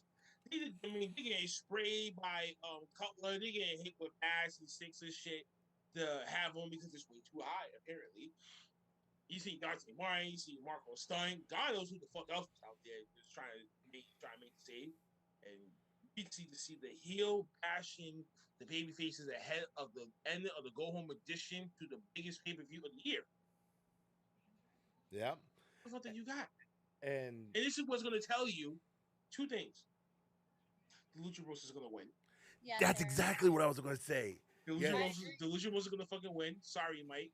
As much as you probably would say the Young Bucks just might, but no. This is All Out 2019 Part 2. Yes. Yep. Steel Cage. This is redemption time. This is huge redemption time, especially for Rey Fenix. Oh my God. He's going to do some high spot off the top of the damn cell. We are going to be jumping out of our chairs. That's going to be the huge pop of the night. One of the many huge pops of the night. Excuse me. Absolutely. And number 2, Kenny Omega is still going to retain. And then you're going to see Daniel Bryanson come out at the very end. Yes. At the very end. Well, it's going to be the crowd doing that. He's probably not going to do that because it's WWE property. But maybe if Daniel Bryanson is smart too, he can hit a running knee on Kenny Omega. Oh yes. And, you know what I'm saying? And then get him into that crippled crossface, and boom, we start off a new rivalry. Snap of a finger at the end of the pay-per-view. And now you have to watch the American Dragon. That's exactly what's going to happen. He's going to come out. I don't think he's going to touch Kenny though. I think he's going to come out and he's just. But wait. But also, there's another rumor too that Andrade will be in the building for All Out, and it might be a mystery, opponent. So you might never know he can pop out there too. And that would explain why they pulled his official match off the card too. Is that they might have something planned for him that they're going to drop on everybody. That could definitely be a possibility there. Maybe, but that's one or two options. And then Adam Cole, baby, is going to be in the crowd. Adam Cole. You might never know. Adam Cole can't be the one answering the open challenge, and then the crowd will go off the rails. Oh yeah, of course. He's got to be there with his girlie. He's gonna get 3 debuts tomorrow night, so I know the crowd's gonna be. I know. And I will. Here, she's gonna lose her voice. And I will admit. I told everyone I'm not gonna have a voice come Monday. And I will admit, normally I don't buy the pay-per-views, but I will admit, tomorrow night I am buying All Out. It's a must-watch. It is really a must-watch, and you know what? I might even throw it up on Discord. Nice. To watch with y'all, to pull y'all in on. Oh. I was going to talk to y'all about that off stream, but I figured I'd go and drop that. Okay. Spoiler alert. Y'all live streaming, watching the pay-per-view from Discord. Okay. Watch party. It's not live public. It's just going to be in our little Discord world, so I won't get in trouble for it. So I was fuck WWE. Okay. You ain't shit. We all know that, but at least we're supporting. Yeah, we got to support. All right, so that wraps up AEW Dynamite. Whoa. Oh, here we go. Dude, I have a weird, hit the fast forward button, man. I have a weird gut feeling. Y'all talking about what? How many people that's going to make an appearance on Sunday? 3. 3. I count 3. 2 possible 3. Okay. All right, and we're playing. All right, if we're playing Rummy, then I'll give you 2 possible 3 pairs. I might have a prediction of 5. Straight up.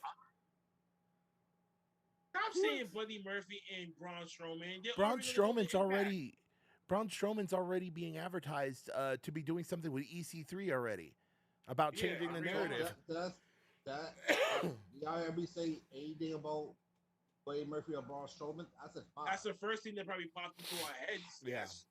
Who do you think? And knowing you pretty damn much, and all that you were talking about before for no. Listen, Braun Strowman and Buddy Murphy going to AEW. No, listen to what I'm gonna tell y'all. 1, Lana. Possibly. Yeah, probably to be a valet for Miro. Yeah, I could see that. But doesn't that go against the storyline that he's already at? And that just means it would make no sense. Wait. Then that means if Miro's wife shows up, that means he's gonna drop the belt to Eddie Kingston tomorrow. I don't know. Because that's going against the story. It goes The against story his is character. technically Unless she debuts the after. week before that, right? The week before that, right? He said it was for my hot wife in the championship. I would have nothing, right? Basically, right? After the championship, who's the wife? The wife comes in, puts the husband back in the fucking shape. He wins the belt back. I would say that if his wife is going to debut, it's going to be after this pay per view. It's not going to be during, because during, then that just means he's going to drop the TNT title. And to be honest, do we really see Eddie Kingston picking up the TNT title? No, Not I right don't now. see it right now. The only Miro way is this on a works hot for Eddie streak. Kingston Maybe if this was the the George Extreme show. Rules. Wait. The only way that this works for Eddie Kingston is if this was like a no holds barred Extreme Rules, whatever the fuck match. That's in his favor that he can get over on him and do it his way. That it can sell. Miro can sell it believably, and the crowd knows. Okay, this is a special team match. There's no way that Eddie Kingston is gonna lose this. All right. It's a straightforward All wrestling right, match. we also got. Miro's gonna smack the shit out of him tomorrow. I'm sorry. Redeem these nuts. How about that? Okay, Dukes, who is the second person that you think was going to debut? We already know about Ruby Soho. Yes. Yes, Ruby, yeah. Oh my god, I can't wait till she comes out with that red hair. Yeah. No joke, I'll be excited. Oh, yes. Now y'all keep on forgetting there's also a men's battle warrior. Please, I'm not what's gonna up say with about that? it, but keep going. Now Wait, it is a men's battle royal. How come that they have announced? They're doing a tag team thing. Oh, they're doing a tag team one instead? I think so. No, wasn't it? No, isn't it the Lucha? Luchasaurus. The Lucha Express as friends versus HFO. Hardy Foundation, right? Yeah. The buy-in. That's not no battle royal. This is a tag team. It's all Jurassic right, Express and best friends. my point is I have a rogue gut feeling. And here's my gut feeling. The gut feeling is bubble guts. Okay. I was about to say, after the Chinese food, you got the bubble guts going. That Bronson Reed is coming to AEW. I don't think he's hit his 30 days yet. I think so. But hang on, I was just thinking about somebody too. Isn't Bray Wyatt about done with his 90 days, or is he done already? No. I heard it closer to full gear. Oh, it's going to be closer to full gear. Okay. It's going to be close to November around Halloween time. Oh, that's going to be perfect. That's going to be perfect for him to come in. Good and then if you look at the calendar, look at October, and you look at the dead last week. That's the week it's going to be coming to Boston. So AEW, you might never know. I might get Bray Wyatt coming in the house.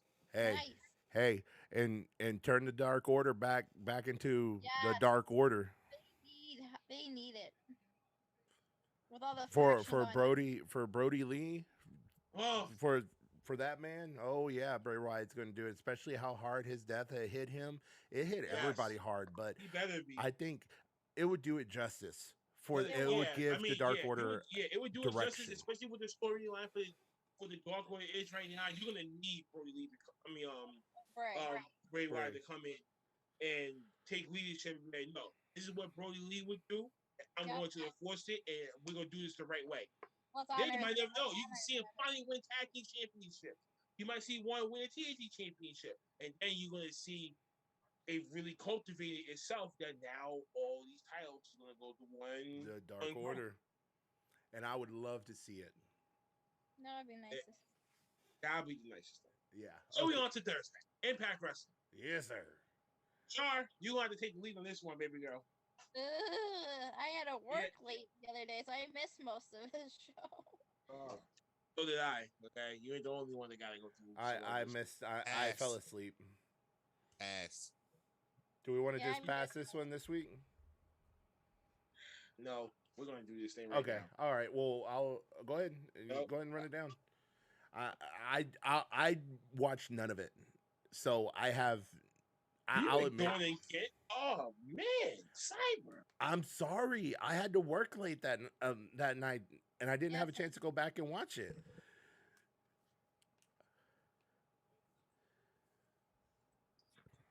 The only thing that I really caught was that it was just the Josh Alexander, open challenge. I heard about it, but other than that, nothing.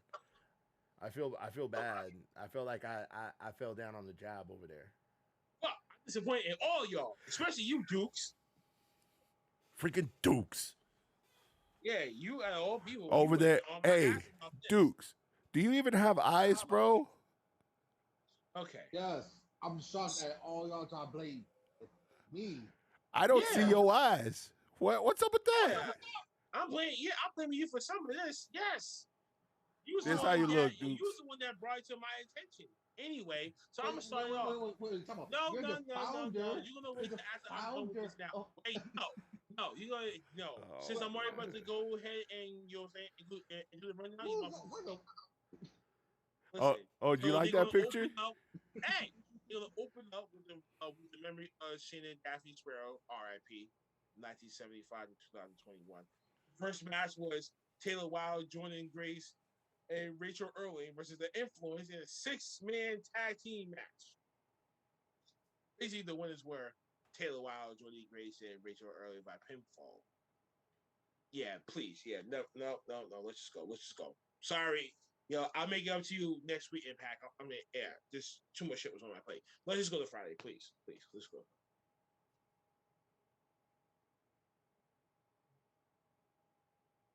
Oh God, what happened to Cyber?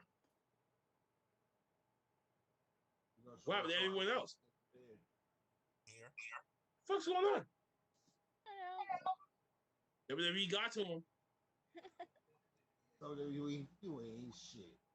Now you want to say that shit, dude. You was at the top of your fucking class. Hey, Cyber, did WWE get to you?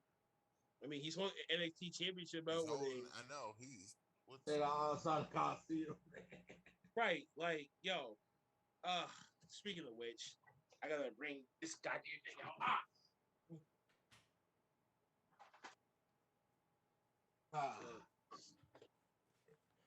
I'm here. Come on, man. And as I gotta bring up the company championship belt for y'all real quick. WWE was trying to mess with me, but I told him they could go fuck himself. I feel so much better with gold around my shoulders. You just wish you had the NXT title. Hush. No, I don't want that. I want these. I still, it's temporary. All right. So we're getting into Friday Night SmackDown, ladies and gentlemen. One of the the only show on WWE that's actually making sense for the moment, because they have the Bloodline storyline going. But anyway, okay. So we are starting Yeah, off. Mike, y'all all you want because you never like spells. This guy. All right. Hell? Dude, you drink your Mountain Dew, you know like those sperm, right?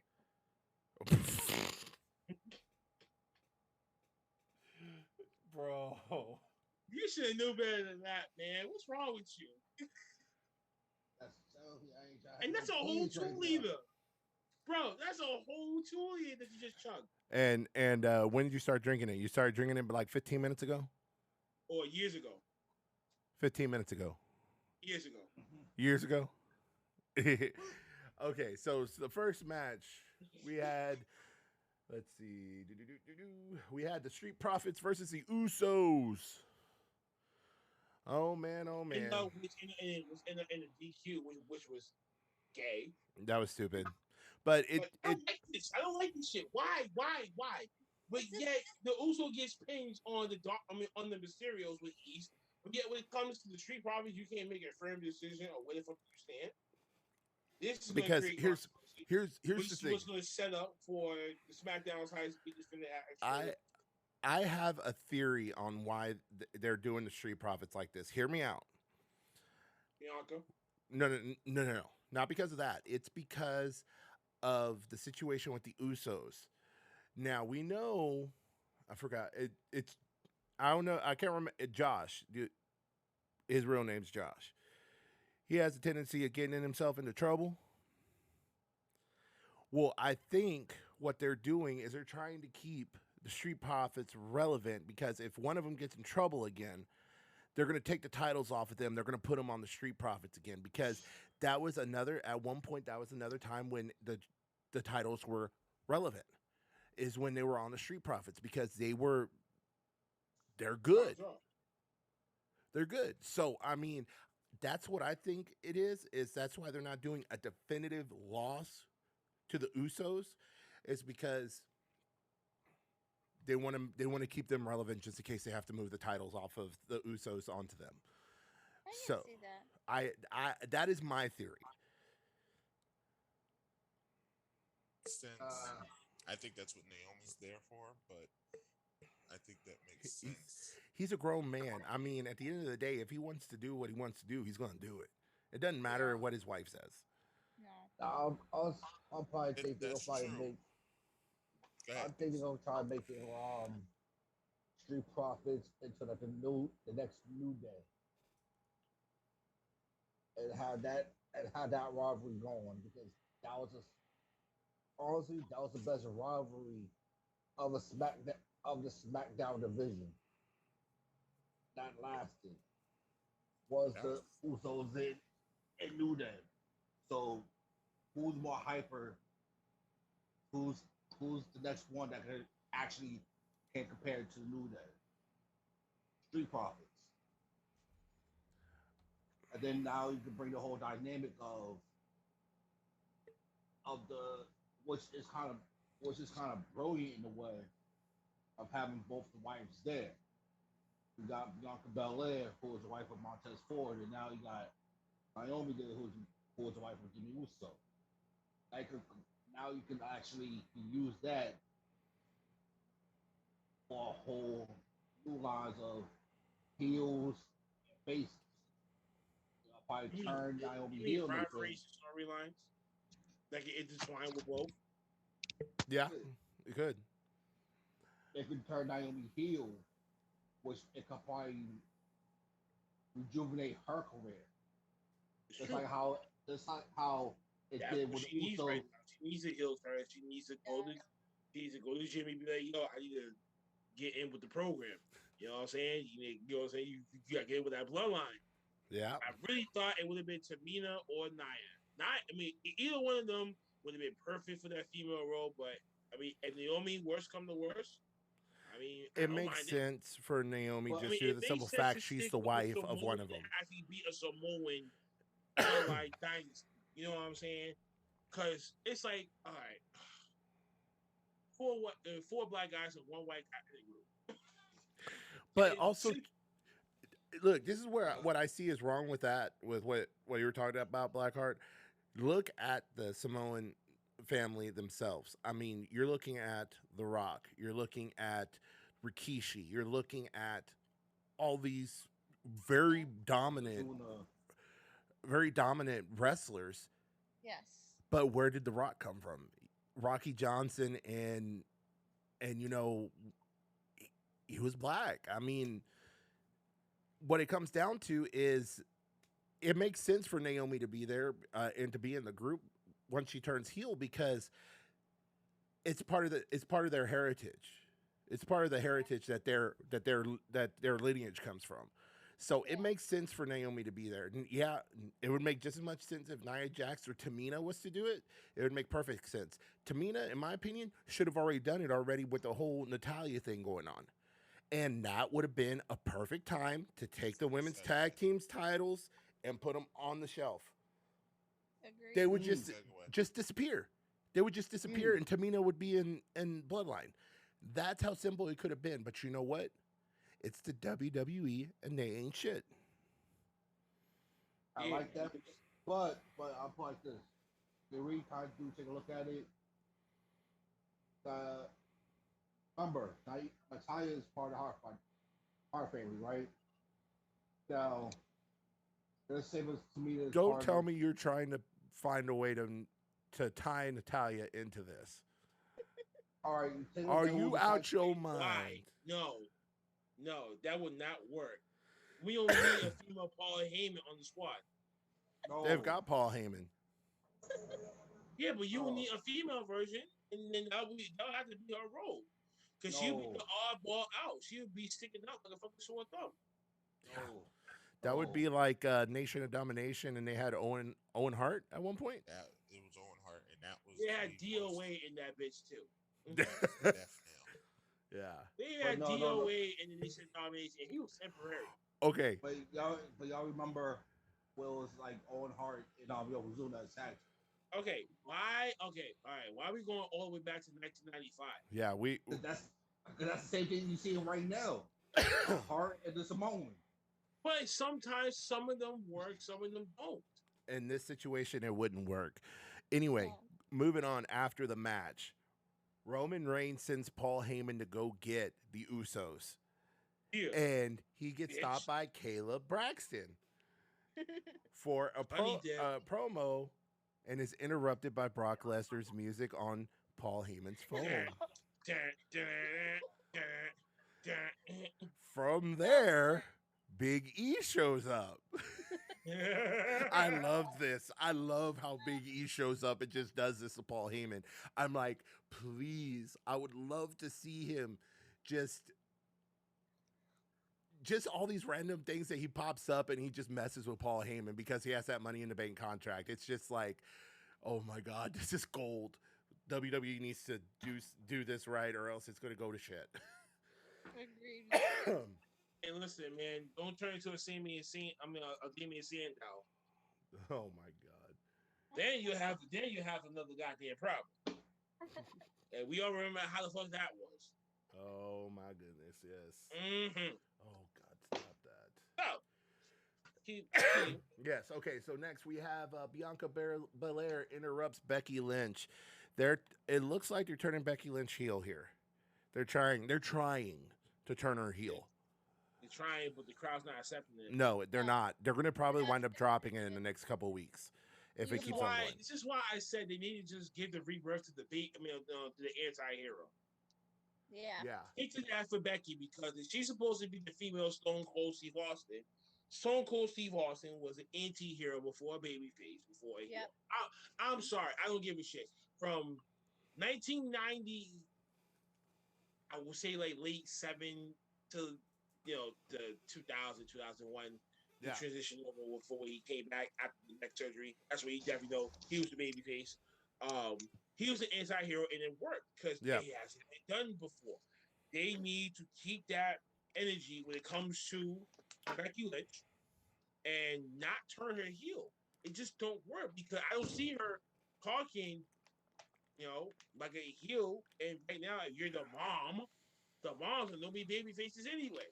Yeah. And by the way, just side note. Go ahead, Mike. You want to say something too?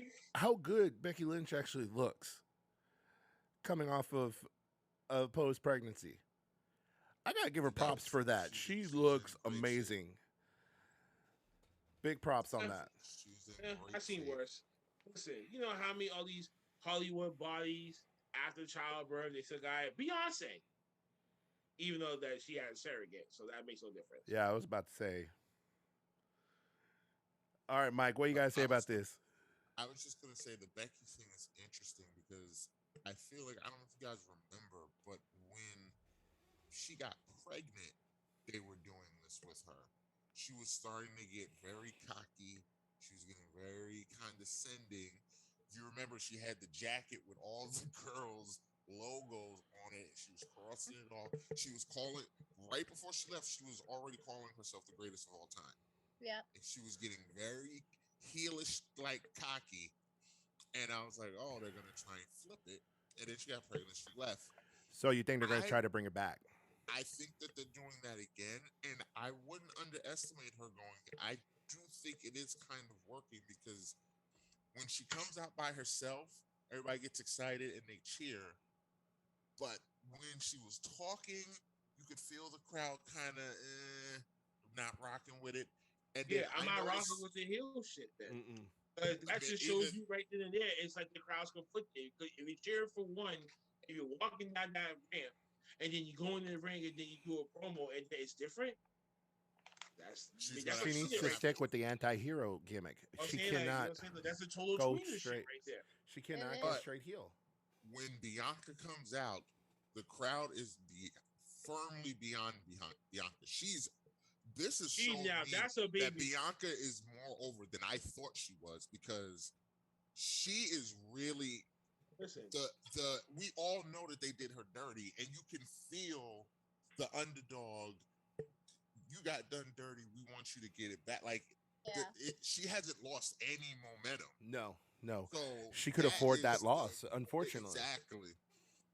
So I really wouldn't be surprised if Becky really does go full heel, especially while she's in this beef with Bianca, because I think that Bianca can actually be the baby face that she needs to turn heel. Yeah, I agree. Shar, you were going to say something? Oh, I was just gonna say that's the perfect role for her. Tweener. Yeah, that's what it's going to come down to, because the crowd is fighting it. It almost feels like back when they were first trying to push Roman Reigns on us really bad, like right after the Shield broke up, and they were trying to push it. It's starting to feel like that. Yeah, and it's gonna be a disaster if you try to force the crowd and be like, "Hey, like she's heel, boo her." It's just gonna completely backfire and turn into a huge disaster. You don't need to see too many Big Show, turns and No. Donald's coming in that motherfucker with. Yeah, but pretty much Becky Lynch, she was challenged again by Bianca Belair for Extreme Rules, and she turned it down. She was like, "No, not No, gonna do she it." was trying. No, she's trying to challenge her that night. Oh, And that Becky night. said no. Oh, I'm sorry. Okay. God, man, that's what happens when you fall asleep mid through it. My bad. Dude, it's been a rough week for me too, man. Look, man, I hear you loud and clear. But overall, I think the interaction was actually really good. The parts I did see when I woke back up, sorry again, but the parts I did see, it was a very good back and forth promo between both of them. Belair was the standout of it. I thought Bianca cut a fire promo. Yeah, cut fire, and to be honest, Bianca's promo was definitely a babyface promo. big time. Trying to fight back the crowd, trying to win them back, Mhm. and they welcome her back. Exactly. So they basically, whoever wrote that for her, and I'm sorry, Fire. Somebody they wrote, really need to fire like 25 writers, keep about 10. That's all that you really fucking need Exactly. for one show. You don't need 40 to 50 fucking writers. You really to do don't. one thing to have 5 people talk for you. Mm-mm. No. Look, I mean, I said this weeks ago. It just don't work, and that's why AEW is so different when it comes to the promos, because one, it's organic. Yes. 2, only bullet points that they really just had to just follow up on, and in the rest they can just premeditate and formulate how they want to talk and stick to that gimmick, and you feel that it's that person really talking to you. Yeah. Exactly. Now, moving on to the next thing here, Rick Boogs versus Dolph Ziggler. Oh no! Okay, I'm sorry. This dude is so entertaining to watch. I know. That's why I had. So entertaining to watch, but this match was absolutely pointless. Yeah, the match was trash. I mean, wasn't this supposed to be start up to that Dolph Ziggler and Tony Storm thing that they were trying to do in the back? Yeah, I saw that. Yeah, I saw that. Yeah. What is that gonna be? So what is that? Is that meaning that Dolph Ziggler and Bobby? Over a pussy match. We're gonna have a Dexter Lumis and Johnny Gargano on SmackDown. Dolph Ziggler and Rick Boogs fighting over Tony Storm, even though clearly she's a lesbian. I would fight over her too. What you talking about, Willis? In storyline though. No. Over this moment. WWE's gonna screw that up. Yeah, they are. Exactly. They're doing a Dexter Lumis' angle on that roster right now when it comes to those two, and I smelt that, and I'm like, yeah, I don't know, B. That doesn't work, especially when Shuri came out as gay. So how does that work? No, I thought she came out bi. She came out bi. She's bi. Bi. Girl was gay. No. She's bi. So was it for the time. Wait. That must have been under the wrestling in NXT. Dakota Kai. Dakota Kai, yeah. Dakota Kai was the one that came out lesbian. No, there's another one too. There's a few. There's a few, yeah. Yeah, there's a few that came out. But yeah, Tony Storm is bi. Okay, like I was saying. Sorry, that. Mike. Go ahead, Mike. Go ahead, Mike. No, I was just gonna say I was interested to see what y'all's reactions to Boogs was gonna be because one, I'm gonna tell you how over he is. He got that boo. My girlfriend only gets excited when he comes out and when Roman comes out. She thinks Hey, then Mike's girlfriend. She's okay, entertained. then Mike's girl, shit. She's entertained. She by bought him. you fucking SummerSlam tickets and paid for all that fighting shit. So when are you gonna? Slowly converted. Yeah, man, put that ring on that finger, bro. You better keep her. You better keep her. You better do it. And secondly, and we better get invitations too, motherfucker. Invitations all the way around. Yeah, man. I'm gonna go to that fucking plate. You better walk out with the WWE Championship over your waist. You know what I'm saying? Coming out. Y'all get married in a wrestling ring? Nah, she ain't gonna go for that. Wait. Y'all That's get taking married in too a far. wrestling ring? That's going too far. She'll be like, nope, I won't. That's the line. Yeah, You are not gonna cross it. That's the line. Yes. See, I'm not gonna take you serious. Everybody, you do this. Okay, so we're moving on. But okay, go I ahead. was gonna say, but secondly, at SummerSlam, the two loudest pops was Edge and Nakamura and Boots. Those were I don't know how it translated on TV. Yes. But being in there, Edge and them the loudest pops of the night. And Biggie actually had a big look pop, at this boy. But them Shout out to Corona, by the way. They're over. Yes. Nakamura and Boots are over, and I wouldn't be surprised if we see Nakamura start moving up the card. Nakamura, Boots, and Pat McAfee, they're over. Because without McAfee, and McAfee's a commentator. Performances, jumping up on the table, hyping they up. had it on the the crowd screen, wouldn't him love on it the the way table. that is. It's all because McAfee too. McAfee, he's doing his part. So that's why I just wanted to see if you guys were feeling it, because I was gonna say I could tell you live and in the arena, it's over. It's over big time. Oh yeah, we could I'm tell. like, yo, play this the whole damn event, man. I'm addicted to this shit. Yes, it is getting over. All right, so moving on to the next match: Cesaro versus Seth Rollins, with a special appearance by Edge. It was exactly what you would expect. It was Yeah. a good, very good match. Oh yeah.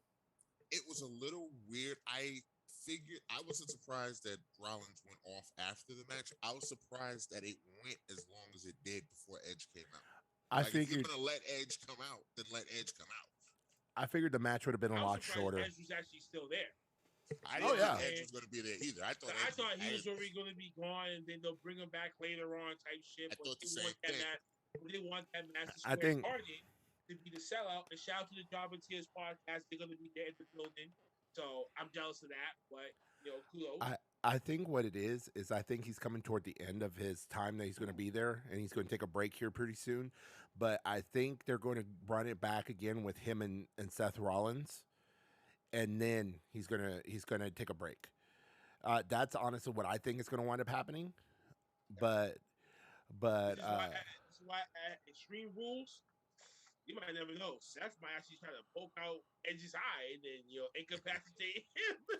Oh, don't pull exactly that like they did with Aleister Black. He did the same thing to Edge. Please don't. You might never know. And talking about Aleister Black and that whole eye thing that happened with him. Are you interested? Aren't you surprised that he still has that in AEW? I figured he would have taken, which is good. Yeah, I love it. consistency. His character, that's his character. No matter where he goes, so the people who are really following his career will know what happened to him during that. It's like one big storybook. Yeah, long storytelling. I love it. I love it. I was like, yo, Aleister Black, whatever fuck that you're doing, keep doing it.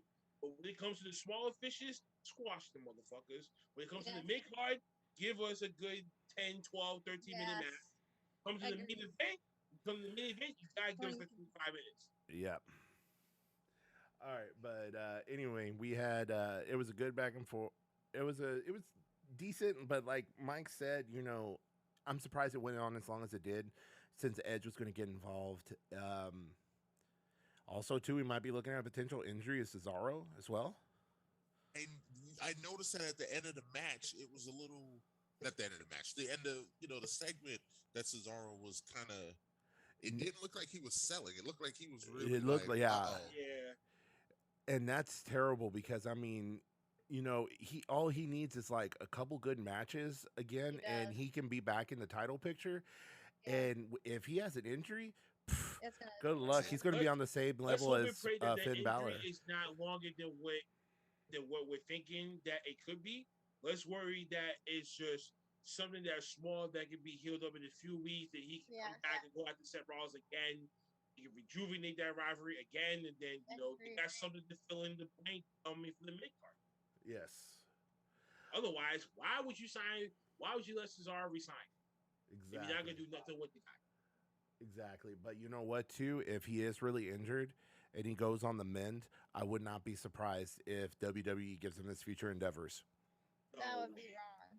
They know AEW would be like, yo, calling these dudes the very moment when that happens. Yo, Tony, this is my number. Save me. Let's talk. Oh, and they'll pick him up I'll in a wait for heartbeat. that 90 day, you know what I'm saying? They would. So I'll wait for that 90 day, non-compete. But let's work on it right now while you're already on the bench. Yeah. So we can already gear up for your debut so we can get you ready. That's all. Yeah, it takes. your debut can be on the It's just 91st one day. phone call and a few people to back you up. Be like, yo, I feel how you about bringing Cesaro anyway. Grab that motherfucker. Exactly. Absolutely. Grab him like he was the bank robbery. Yeah. Okay, so I hope we can all agree here that we can skip the Kevin Owens show segment. No. No. No. Dang it. I No, freaking we hate talk about Logan this Paul, shit. man. I freaking hate Logan Paul. He's a piece of shit. That was his brother, Yeah. but yeah, he won over the weekend. Yeah, he did. But I think So I you think can't talk Tyron shit, Woodley. I 'cause think they I know, think they knew when he they threw brought him that. out, they knew the crowd was going to shit out of him. His brother Barry won against Willie. Willie took the cleanest. What? I don't know what he said. Willie. I don't know what you just said. What? I thought I heard cleaners.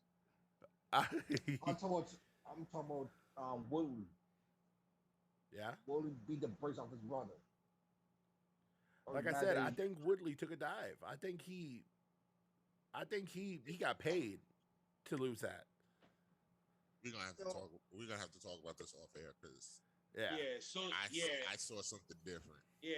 So did Sonny listen to Muhammad Ali in 1965. Okay, so Kevin Owens welcomed. And yet that's still a fucking mystery, right? Okay then. Kevin And both Owens. boxes are dead. God rest his soul, Muhammad Ali. Not talking now. So that fatal points, I still got a question now. All right, so next up we have He was running high. Yeah, he's gonna go run and hide. Kevin Owens welcomes Happy Corbin to the Kevin Owens Show. Yo, I gotta give a round of applause to Happy fucking Corbin. He's Freak. been winning me the fuck over for the last few weeks. Yo, I'm sorry. When he went from being a bum and worked his way up, winning that money in the lottery, that money in Vegas and shit. I'm sorry, bro. I lost it. I'm like, That was funny. That was funny. I liked this it. motherfucker. He's gonna come back. He's a Ted DiBiase type shit. And then what I tell y'all, Cameron Grimes 2.0 with Baron Corbin, and now he's on the money tip. Doesn't surprise me. Now watch Cameron Grimes get hit with that Future thing endeavors. with future endeavors. Mm-hmm. And then what? Now you don't need him anymore. You got Baron Corbin becoming the new Ted DiBiase. Now watch Ted DiBiase go after Corbin. What are you doing with your money, bro? We're Okay. gonna see shit all over again. Yeah. And then, of course, Corbin But- introduces his new friend. Corbin. He introduces his new Corbin's a money friend, fuck. Mr. Logan Paul. And the crowd booed the hell out of Logan Paul. And I thought it was hilarious. He wore a fucking armor suit walking out there. Yeah. Logan Paul offered Owens $100, which KO refused, obviously. he tried to give him back the $100 that Corbin was trying to win off him. I was like, wait, what? I was like, time out. When did you know about this storyline, first and foremost? When the fuck they even insert you into this shit to be like you were up to speed with the whole Yeah. goddamn thing in the first place? I'm kind of Hey, surprised he stay randomly away, popped man. up too. Yeah, I was not expecting him to come out. I actually thought Ted Me DiBiase neither. was going to come out. I Yeah, thought so me too. neither. I thought I was going to hear that music. Money, money, money, money, money. But then when he came out, it made sense because his brother had just fought. So it made sense. Money. I'm glad they're making Logan Paul a heel too. Cause Yeah, it's him perfect trying for to be him. a baby face, it's not. And Blackheart over there getting down. Money. All right. Look at this guy. Everyone has a price. I love that shit. It's funny. It's funny. But anyway, of course, of course, Logan Paul didn't take very kindly to Kevin Owens turning down the $100, so he pushes KO, and a brawl nearly starts up, which I fully thought Kevin Owens was going to turn around and go off on this dude. I really thought so, and of course, Corbin jumps in to save his new best friend and cheap shots Owens with the microphone. Then drops him with a choke slam. So, and that was pretty much the promo there for the KO show. Well, this is all retaliation from KO hitting the stunner on Jake Paul a while ago. Yeah. If y'all remember that. Yes. And this was just retaliation for that. So they just try to insert him into that. But nonetheless, I got nothing to say about it. Yeah. I said what I gotta say. I'm still about the money. I didn't realize I was going to start stuff like that with that, ladies and gentlemen, so I do apologize. Hold on, man. I gotta play this shit real quick. I'm sorry. You go get us a copyright strike. Fuck it, man. Hey, fuck it, man. I'll take that little baby hit. Money.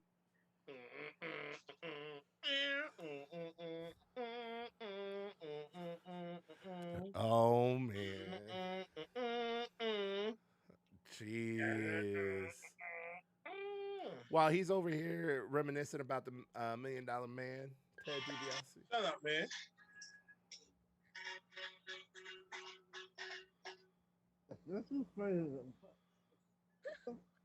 Oh my God. Okay, moving on. Next match, we got Dominic Mysterio versus Sami Zayn. Now, let's be honest. I actually kind of like this idea of Sami Zayn and Dominic Mysterio fighting each other because Sami Zayn, he's got some good heel heat going on right now. He actually has some names on him. Dominic Mysterio, he's trying to start up his singles career right now. It looks like Ray's taking the back seat now, and he's trying to push Dominic now. So Sami Zayn is a good first singles match scenario for him. I agree. Now, the way that he lost, I'm not too sure about. I feel like if he was going to take a loss, let him take a clean loss. Let him, take it to heart and learn from it instead of losing the way he lost that match. I think that was a little bit stupid. Now, I'll tell you one thing. Go ahead. I'll tell you one thing, Cyber. I'm all about that. Oh my God. This dude. And what's so funny is we can't hear the music. We can't. Hey, That's what so makes no it funny. no copyright strike for us. Yeah. We would Now- still be here. Now, this is the only thing that confuses me. When Dominic and Ray were tagging together, it almost looked like Dominic was going to take a heel turn. My nose is tingling. I know I'm still kind of tingling Nose a is little. tingling. I You sound like smell a Uncle heel turn. Fast when he smells bacon. I smell a heel turn. You I smell still- bacon right now. He smelled bacon. Well, here's the thing. With this Magic and Sami Zayn, I'm not too sure because I mean he took a real heelish, approach to Dominic, especially He's been real heelish towards his daddy for the last couple of weeks. yeah. We But see the seeds being planted, but are they really going to execute it? this It's too soon to say because he hasn't really been there for that long.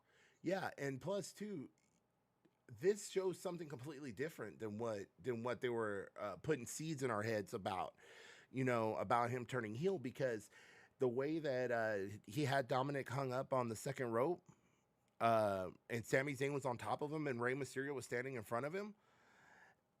That shows a totally different side. That shows Dominic being weak toward his dad. And I mean, if you're going to turn heel, you don't want to show a weakness like that towards your partner or towards your family member if they're there with you.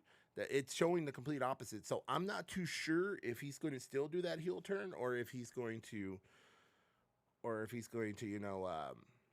go a different route. But this match, this was a good match for Dominic though. This person he's going against, Sami Zayn, this was a very good match for him. This was suspect.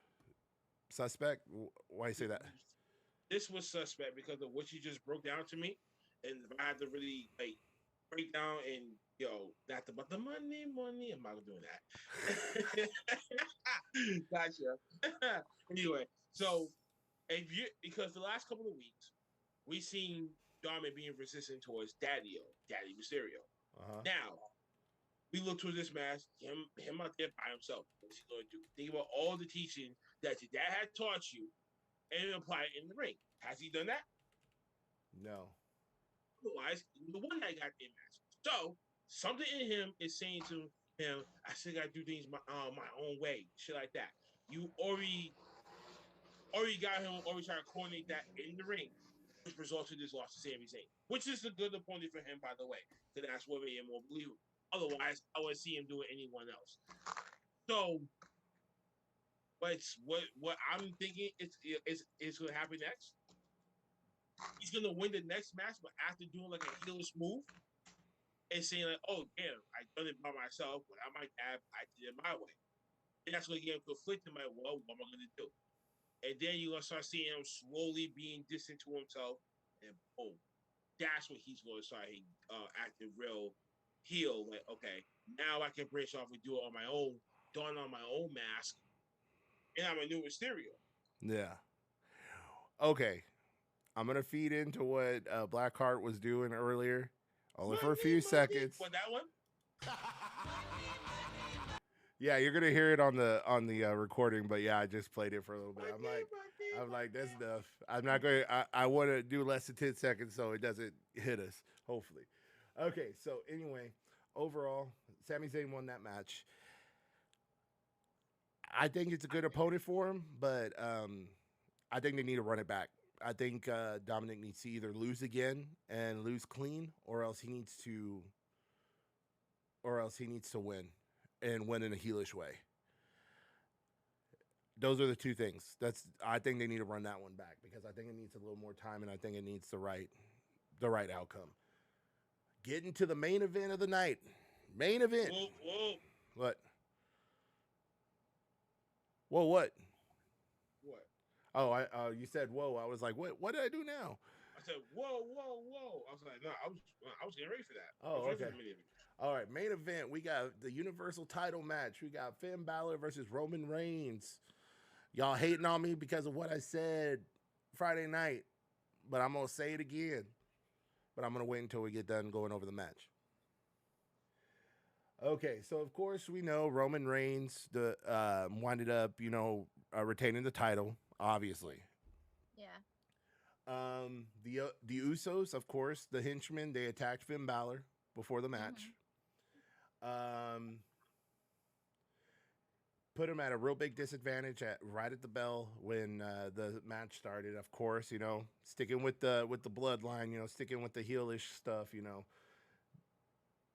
But just in Finn Balor fashion, he rallied back. He pulled off some really good offense, but it just wasn't good enough. Roman Reigns winded up putting him away. And coming to this man out. Choking this man out with the guillotine. Yeah. Then, as Roman Reigns is celebrating victory, he's like, I'm out of here. I'm still the champion. And freaking Paul Heyman holding the title up like the big fat boy does all the time. It sounds like douche to me. And then all of a sudden we hear, doom, doom, and it goes red. Yep. I think I know where this is going. I can tell you this. Finn Balor beat Roman Reigns to advance in the Universal title tournament. Yep. If there is one way that I could see Roman Reigns losing, even if it's just for a little bit, even if it's for like a pay-per-view cycle, I don't care. I could see the demon Finn Balor taking the title off of Roman Reigns, making Roman Reigns go crazy. Like, I'm talking about full-blown dark heel. Like, he is attacking and destroying everybody in his path. And then going to the next pay-per-view after Extreme Rules. Douche, why are you shaking your head? I like what you're saying so far. Sorry, Jay, don't get me wrong. But how they go? This is WWE we're talking about here. This is Vince McMahon. Everybody, we all gonna sit back and think about what we want, what we like to see. But to the eyes of Vince McMahon, we're not gonna see the Demon Finn. We might see the Demon Finn versus Roman Reigns, but we're not gonna see the Demon Finn Balor winning against Roman Reigns. The Demon hasn't lost. That's the thing. And secondly, I don't think even Vince McMahon. And more importantly, what you're going to be doing to the Demon is treating him like the Fiend. And you know how? And you know what Roman did when he came back and hit him with a spear, and he won. And you're the Fiend, and you're supposed to be this bad mythical creature. But then you should be winning by pure force. You should be winning by hopefully him got to go above the measure to sustain that. But then again, he ended up walking out at the very end of the match anyway and hitting off the spear. Well, I can. I'm sorry to cut. I'm sorry. No. Go ahead. Say this real quick. All right. Now, yes. Demon Finn Balor is undefeated. That was most of his wins came from NXT, with Triple H is helping him run it. Not during the Universal title tournament. Right. That was not him. But that was also Triple H as well. And you look at how a little bit on the team. How Vince McMahon sits at Gorilla and he's running that shit for Raw. How in the hell do you think it was Triple H? Triple H doesn't have that kind of pull. You think he wasn't at? You think he ever let anyone else was in Gorilla at any point? No. The Raw 10 years of the company. Raw is ran from Gorilla position by Vince. The only show that he does not pop up at is SmackDown. And the only time he's not there, that he is there, is when they're doing a draft. Other than that, he has other people running SmackDown for him, but he has his finger in it, though. Yep. So that's why I'm saying, hey, I know things can change, especially on the main roster, especially with, Demon Balor could lose. But you know what? If he loses, I could see it happening like this. He beats Roman Reigns, Big E cashes in. Yeah. Because then the Demon still has his winning record, because as soon as he wins, he's not the Demon anymore. He's just regular Finn Balor. Yeah. But they could be saving this Big E thing for later, like Survivor Series. Yeah, it's a number of things that they could be saving it for, but to say that, but to say that Triple H was in charge of that whole thing during the Universal Title tournament. Nah, I don't buy it. No. But yeah, so we see the big sign of possibly the return of the Demon Finn Balor. So that is definitely going to be very interesting to watch. That is why I say right now in the WWE, SmackDown is the new show to watch. And Raw's his bitch. Exactly. As Paul Heyman said in reverse back then. Yeah, remember that.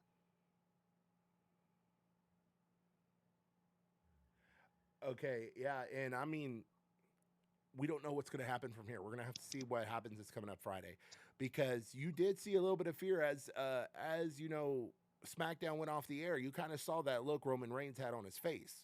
Yeah. He had that. He got two people to worry about. He got Lesnar and now Finn Balor, the Demon. Yep.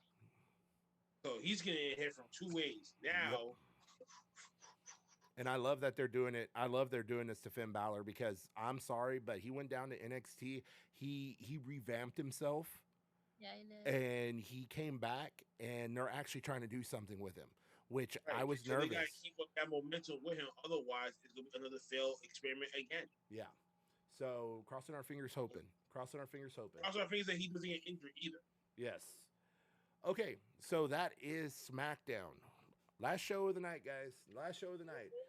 Rampage, AEW. We're jumping into AEW. Wait. All right. Go ahead. Pull it up. I know. Pull it up. Pull it up.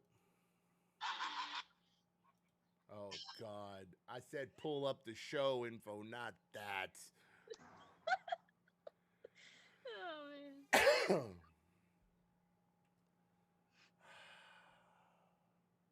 Yeah. Bro. All right, I'm done. All right, so. All right, so first match of the night for AEW Rampage. Malachi Black versus Lee Johnson.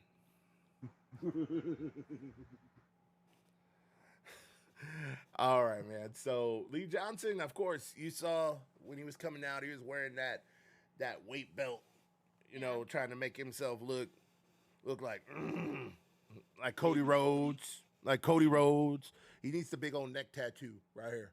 He needs that big ass neck tattoo right here. Oh, Then he'll really look like him then.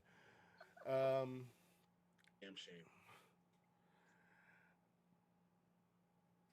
Malachi Black, man, he keeps doing what he always does. He is putting pressure. He is kicking ass, taking names, and not even thinking twice about it. Pretty much, let's see. After the match, Dustin Rhodes comes out. Yes. But during the match, though, he goes and fetches a chair, brings it in the ring, threatens to use it, but he didn't use it. He passes it to little Lee Johnson himself. And Lee Johnson could use the chair to smash his opponent overwhelmingly. But then what happens? He gets black mass for his troubles. Yep. Yes. Black mass it was too, and I laughed my ass off because it's so damn funny.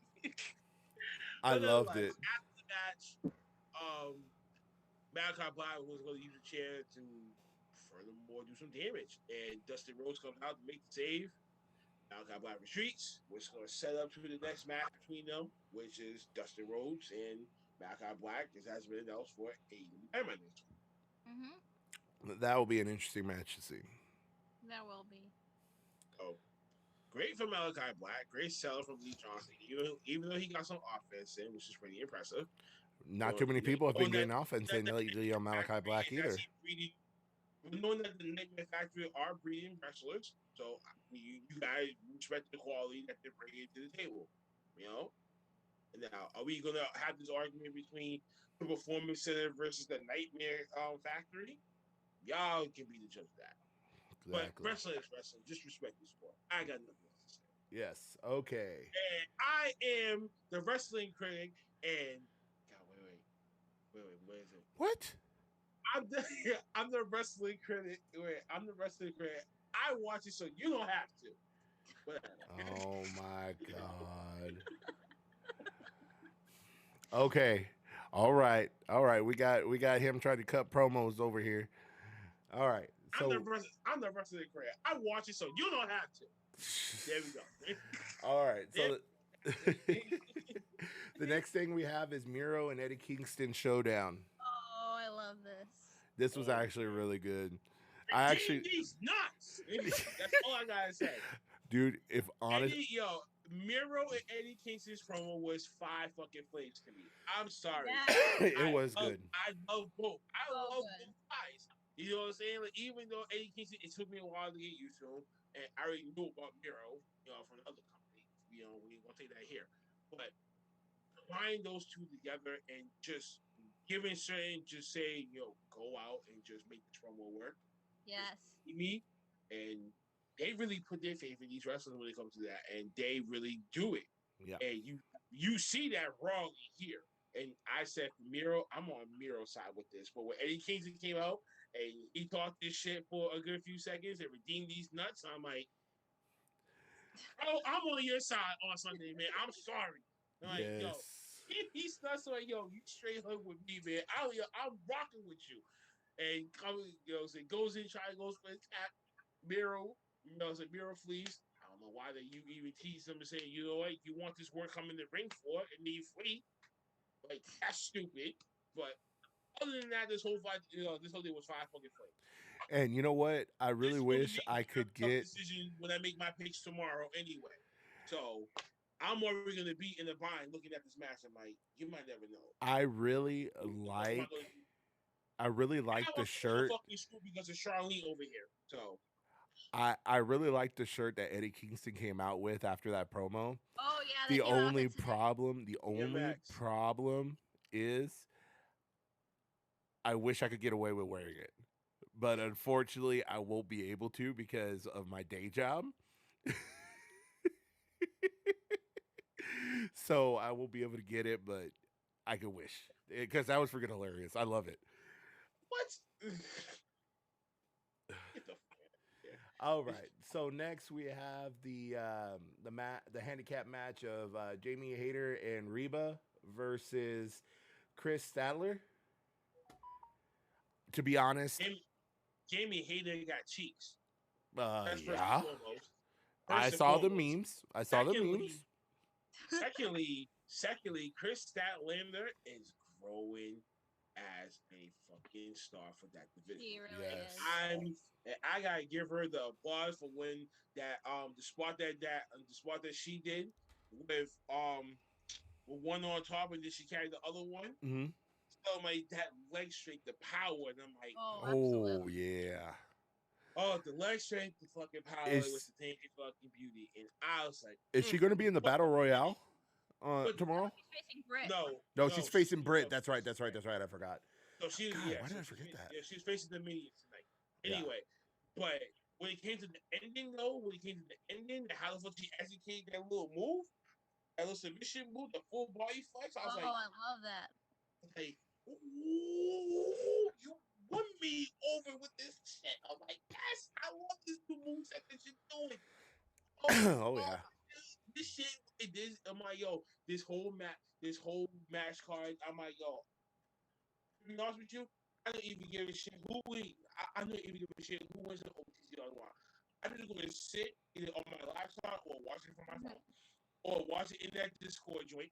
And I'm gonna sit here and I'm gonna, you know what I'm saying? I'm gonna pop on some popcorn and shit like that. I'm gonna just sit there like a fucking fan for one night. Like, if I lose, hey, I lose. Don't say that. Mike's ears just perked. Don't say that. Mike's sorry.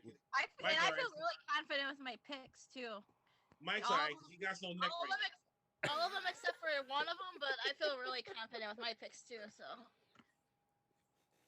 All I got to say, Big Mike, going back to our discussion earlier, you better put a ring on that girl that you have, man. I'm not even kidding. You better. Cheeks, bro. Yes. Jamie Hayter got cheeks, and Chris Statlander won my soul in that match. Yes. That's all I gotta say. So. Okay, so moving on to the next match, which is actually the final match of the night, is Darby Allin versus Daniel Garcia. That was a really good match. This was CM a Punk, very good match. CM Punk comes out. The crowd goes, GTS. you know, saying the crowd goes, you know, usual decent rampant because obviously, as I heard y'all talk earlier, they've been in Chicago for the last few days, so obviously, you know, it's gonna get faded out. But this saving the big pop for Sunday night, so you know it's gonna get rocking that night. Charlie's gonna be there to witness this. Yep. Oh yeah.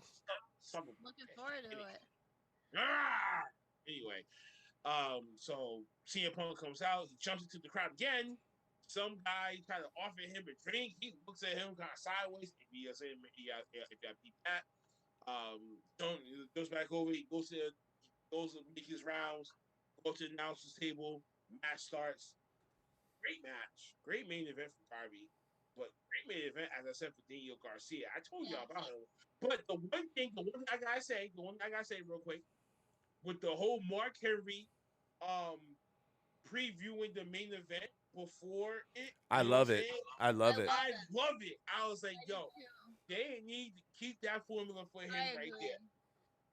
Oh Totally yeah. agree. Ladies and gentlemen, it's time for the main event. And I was like, yo, I'm in for this shit.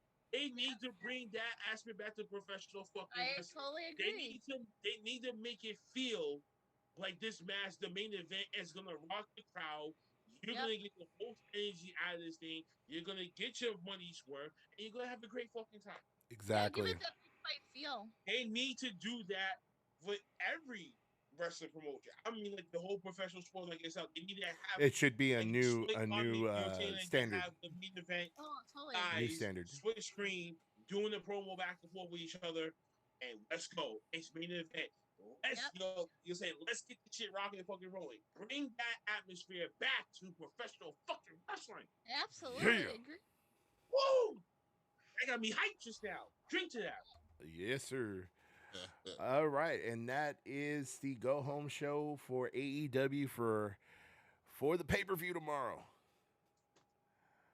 We got a lot of stuff to look forward to tomorrow night. Of course, Shar, she is the very fortunate one to be actually going to the show. She's going to have to be keeping us. She's going to have to keep us all up to date, be posted on social media so we can go ahead and share it out to the world. Definitely. If I don't do it tomorrow night, I'll definitely post it on Monday. Yes, most definitely. Please do that. I will. Do that. I definitely will. We just know me, Mav, Uncle Fax, and E Deuce will be at the Monday Night Raw in Boston September 13th. Nice. And I will be at AEW Dynamite October 27th. Nice. That's some good stuff, man. All right. So, do you have any weekly news from the Independents or from the Rumor Mill? As far as I'm concerned, here's the news of the week. News of the week is it's been me. Bruce Prichard is not gonna have total, molding control when it comes to this new NXT revamp format. Just a big decision. So, surrounding only involving like the NXT and, the major production and, saying how things are going to be running, all that type of stuff. And who they're going to get. So when it comes to the North American women's, or actually, maybe if you want to think about the top echelons, I guess the NXT and maybe the North American Championship, Vince McMahon and Bruce Prichard might have to figure in. But the rest of the other division, maybe skate. Keep your fingers crossed for that. So Triple H might not be out the water just yet. That's why. When it comes to that, but this is already bad enough as is. Him, Sean, and Road Dogg is about to probably heave hold, and that's going to be bad because even Dukes had even said to me at one point, Triple H to AEW. And I'm like, hell no. No. That would not work. Eagles would clash as far as it would be an Eric Bischoff versus Vince Russo. Oh, no. We don't need to see that. No, that's going to have like late 90s, early 2000s written all over it. Listen, I'd rather have a heart attack than watch this shit happen. Now Deuce want to come back to the format. I game drop his ass. That's all that you good for. He was sleeping. Nah. I was there with some things. Look, the reason Yeah, why you I and your said 60 bro. imaginary girlfriends had a great time, huh? Listen, shut your ass. Look, I'll put it this. The reason why I said Triple H to AEW is just because if you really take a look at how Triple H's mind state is while he was running NXT, how he Stop want it. to Stop how it. he want to go to Japan and start things with different type of companies. The same Or thing as with create, AEW. but it's called Yeah. it's called a monopoly. Yeah. But I'll put it like this. But can you imagine him joining forces with Cody? No, And no. If you really take a look at it, another same thing as vanilla Cody, bitch in the fuck over in my company. the same thing as Cody's doing, the same thing as Triple H is doing. Yeah, similar, but imagine both those egos in one room, and you want to talk about creative. Who deserves to get pushed? Who deserves to even stay on the roster? Yeah. No. That's going to just create more issues. And Tony's gonna have to get the fucking balls. He's the overall. He's Vince. Tony Khan is Vince. So if Triple H would have went the fuck over there, Tony would have totally sided with Cody before him. So what's the point if you even bringing him in the fold for? Yep. There really Oh, isn't. But you There take is a look no at it reason. like this. But you also take a look Absolutely at it not. like this. That's like Listen. That's like bringing that's like planting a seed within a group, and he's the mold that's feeding information to the cops. That's exactly what would happen. But Like, come on, man. Like, no, that makes no damn sense. No, I'm also saying like this. That's a If you Donnie really- Brasco. That's a Donnie fucking Brasco, man. Fuck that. So we have no rap bastard in my fucking camp. So you mean tell me if he wasn't married to, if he was doing things in NXT, and If not he was married so, to Stephanie if he McMahon, was so fucking around with China, and things never would have went wrong, you might never fucking know what the hell you might never know what the fuck he could have been at. Okay, guys, sorry to interrupt, but there's also some new news coming out of the world of GCW. John Moxley defeats Matt Cardona to win the GCW title. Afterwards, Nick Cage came out to challenge Moxley. Moxley replied, "You know where to find me." Woo! My boy! My boy! I'm so happy! Yeah, baby! oh, That was a good move. Woo! That's Yes, a match. That's a right there. transitional champion if I ever saw one. Yeah, pretty But- much. I figured because that event was taking place in Chicago, Max was going to make an appearance there somehow. He was either confronting Gage or getting involved somehow. Yeah, But Cardona a gave him great the match. That'll be a great matchup though. It's just gonna lead to Moxley versus Gage for the GCW title. Yes, it is. Yeah. We all know how the fuck that's gonna be. Oh, that's gonna be. Oh my gosh. Absolute bloodbath. Yeah. So September 13th is the day of the NXT revamp. Are y'all ready for this? No. I'm nervous about it. I want to. Oh, I want I'm to know. dreading it. Well, in other news, Buddy Murphy's he's finally a free man, folks. Now you're gonna see him pop up. Impact. Hey, people say Impact, other people say AEW. I know. I think Impact. He's a I better. know. I know it's gonna be Impact. It's already kind of confirmed, but they're not gonna announce it. I mean, it's gonna be him and Strowman over at Impact, which is kind of a great thing. Yeah. I love that. Oh, now you love that, but before it was Braun Strowman and AEW. I'm still kind of on the fence about that, though, about Braun Strowman going to Impact. I think just due to the fact that he's getting into this whole thing with EC3, I could see him going to Ring of Honor. Possibly. But if I was Ring of Honor, would you really cough up that much to him to get him there? I think they would, especially if they could put the ROH title on him. Come on, man. Maybe. That could kick that door open, and they could get into the same stuff that that Impact and AEW are doing right now. That would give them that crowbar to pop that door open and to get in there with them. So having a champion like Strowman, that could happen. Could happen. Star power. Yeah, the star power would be there. For Ring of Honor, star power. Yeah. You never know. Daniel Bryan is going to be making his All House debut tomorrow night. Yay! Oh man, the crowd's gonna just be drained the fuck out tomorrow, man. It's gonna be so. They're gonna be. You're gonna be drunk off your ass tomorrow, man. Cause hey, I said I'm not gonna have a voice come Monday, so. We'll be the judge of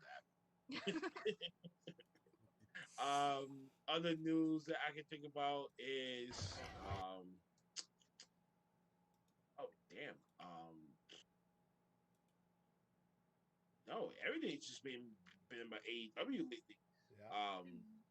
Yeah. Pretty much, what's going on for All Out, CM Punk. CM Punk been on, several other interviews for the last couple of weeks, hyping up the match, what's he been thinking about. Pay attention to those. And the key thing is, I know people are gonna be thinking about Chris Jericho. Chris Jericho had a lustrous career. Whether he wins or loses, you gotta give the man his roses when the fuck he is due. Tomorrow's his last match. Tomorrow's gonna be his last match. Yeah. And he's gonna go down, bow gracefully, and go back to that conversation. He's gonna kick some serious ass. He's gonna give a good match tomorrow. And if it's his last match, he's gonna go down swinging. And at least you know what that tells you. You know what that tells you that AEW is different from WWE. Because if you lose, you're still gonna get rewarded at the end of the fucking day. Yes.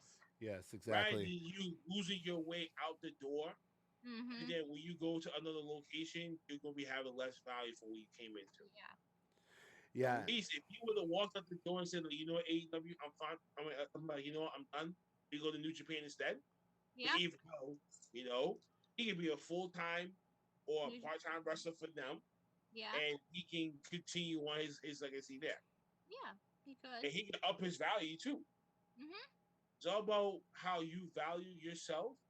So these other companies, when they look at you, they be like, we'll give you $1 million for 1 year.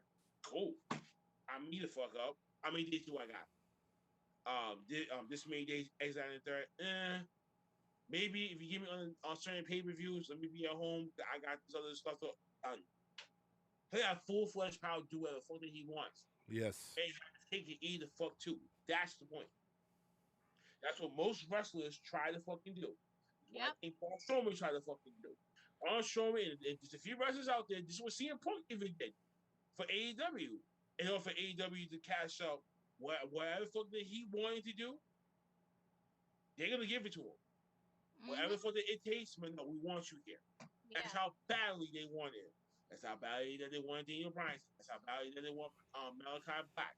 Ruby Soho. There's going to be a few more people. It's going to be a good night of wrestling tomorrow. Oh, it really is. When Bray Wyatt comes to the fucking picture, the world is going to go black. The sky is going to just go completely black. I'll be like, oh my God, it's beautiful. Yes. But, yeah. I'll be like, oh my God, he's here. He's here. But that's all the news. That's all the news that I got for y'all today. All right. That is it for this week's edition of OTTR Weekly Recap. Last week in wrestling. Thank you, Cyber. For taking the lead. Much appreciated. And not a problem, man. Round of fucking applause for even, September to play at the last minute. Give me a round of fucking applause. Yeah, all y'all. You two dudes, get your camera back on. Yeah. Because without him and shit like that, man, this episode would have been a catastrophe. And exactly. Not a catastrophe. So, you gotta give credit with it's due. You gotta give your roses with it too. Yeah. Anyway, Thank you. Thank you to the listeners. Thank you to the subscribers. Hit the subscribe, like, share, subscribe button, notifications bell, the whole 9 yards. Follow us on Anchor, Google, Breaker, Radio, Public, Podbean, Spotify, Green Room, Audio, whatever platforms that we can try to get our fucking hands on, we're going to do it, damn it. Go purchase some merch. Exactly. I saw old Off the Top Rope podcast. And Echo.com/Off the Top Rope. You can find out ways to custom sandals.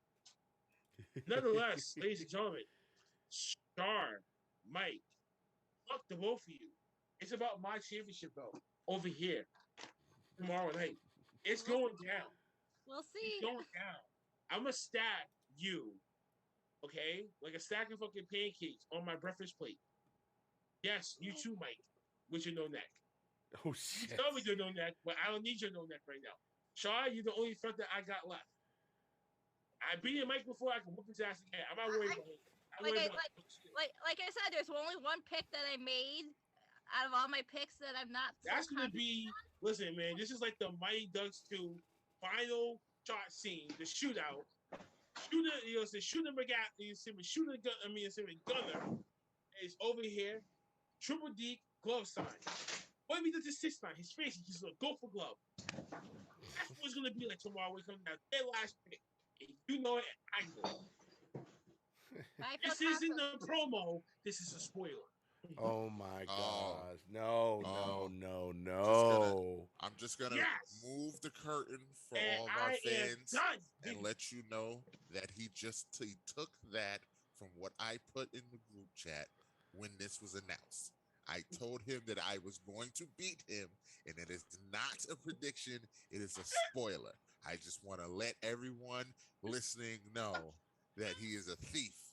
and I will take it out on him tomorrow. Don't you guys worry. I'm telling you, I'm flying under the Hey, radar. kiss my black hairy ass. Shar, you're the only one I gotta worry about. Okay? I feel like I was saying earlier. It's like I feel really confident with my picks. Whether they come out right or not, I don't know, but I feel confident. So I'm gonna stack both of you guys like my Legos, Eggos, bagels, everything. Okay, I'm stacking y'all, and I'm picking y'all 1, 2, 3 with these predictions. There's nothing that fuck that you can do it by Mike because this is not your territory. You are a WWE guy. You're not an AEW prediction king like I am. Okay, we've seen that shit before. We're gonna see this shit again. You, Charlie, on the other hand, I want to be delicate with you. I'm trying to give you benefit of the fucking doubt. But I still gotta get my game face on with you. I'll squeeze that little head of yours, okay? Like a grape. Eat that grape because I was fucking hungry that day. Alright? Yes, I eat healthy, folks. I don't eat like Uncle Fast and eat Dukes with a bunch of bacon and cheese and waffles and God knows what the fuck other they ingested into the fucking stomachs. Just for real. This is what the fucking counts, and this is where he kiss my hairy ass. I'll see y'all tomorrow. And I will be gloating in that group bubble too. And still, your OTTR champion. It's the belt, bitch. All right, guys, let's go ahead and hit up our sign offs. Great. Dukes, we're gonna start backwards. Go ahead, Dukes. Go ahead and hit us with your info, your shout outs. All He right. doesn't have me. He has 60 imaginary girlfriends that he masturbates to. All right. Shout out to Blackheart was his fake ass promo. Shout out to my OnlyFans out there. You know what I'm saying? Oh my god! That's why you. I know we ain't talking about Monkey and the Ape over here. My Don't become OnlyFans the is monkey with the ape now. my OnlyFans is directed is Blackheart only. Only you. Ew, why you thinking about me for? Ew, why the fuck you were thinking about me for? What's wrong with you? Because that's my OnlyFans. Why? It's the demotion. Why? Instant demotion. Why? Ew. Nah. All right, moving on. Big Mike. Big Mike, go ahead and send your you all shout-outs, people man. should know that. Yes. Thank you all for listening. We're gonna just move past that conversation. Yes, please. Thank you all that's for some listening. fetish shit right there, bro. Like that's some shit. Yeah, please hide that camera. Oh. Thank you guys for listening. Follow me on the socials. I am _MBJ. We're all about making history tomorrow. Your first OTTR champion will be the first 2-time OTTR champion. All we do is make history over here. The take back season is almost complete. And I don't really got Take it nothing back else. to back of the line. I'm signing off. We went from the back of the line to the front of the line, and then we're going to the top of the mountain. Shar, I wish you the best. Same to you. There are no hard feelings. No. Nothing to me. No, you can go to hell. You can go to hell. You can go to hell. Yes. You can go to hell. But Wow.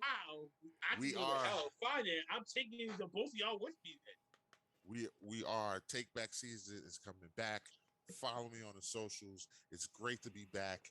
I will see y'all next week when I will be celebrating, and I will have some hardware with me. Ooh, Big Mike. There we go. All right, Miss Shar, go ahead and give your shout outs and socials. You can follow me on Twitter at MoxCrew2021. You can follow me on Instagram at Charlene M. Cadilla. And looking forward to all, like I said for weeks, looking forward to All Out. It's going to be like the pay-per-view of the year. No bad matches at all. It's going to be the show of the year. And I like flying under the radar, guys. So you guys are kind of me out. Like, oh, don't do it. I like to be the underdog. So There you go.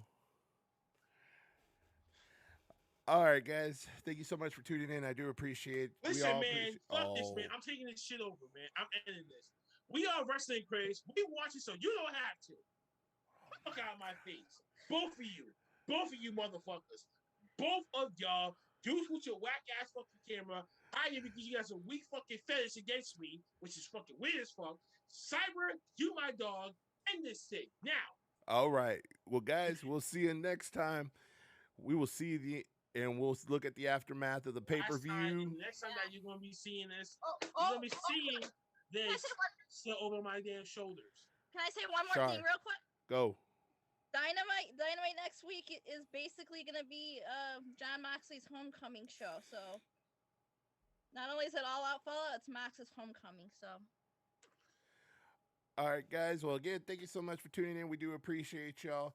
We will see you next week, and let's go ahead and have some. We beat y'all. Adieu. Body bag.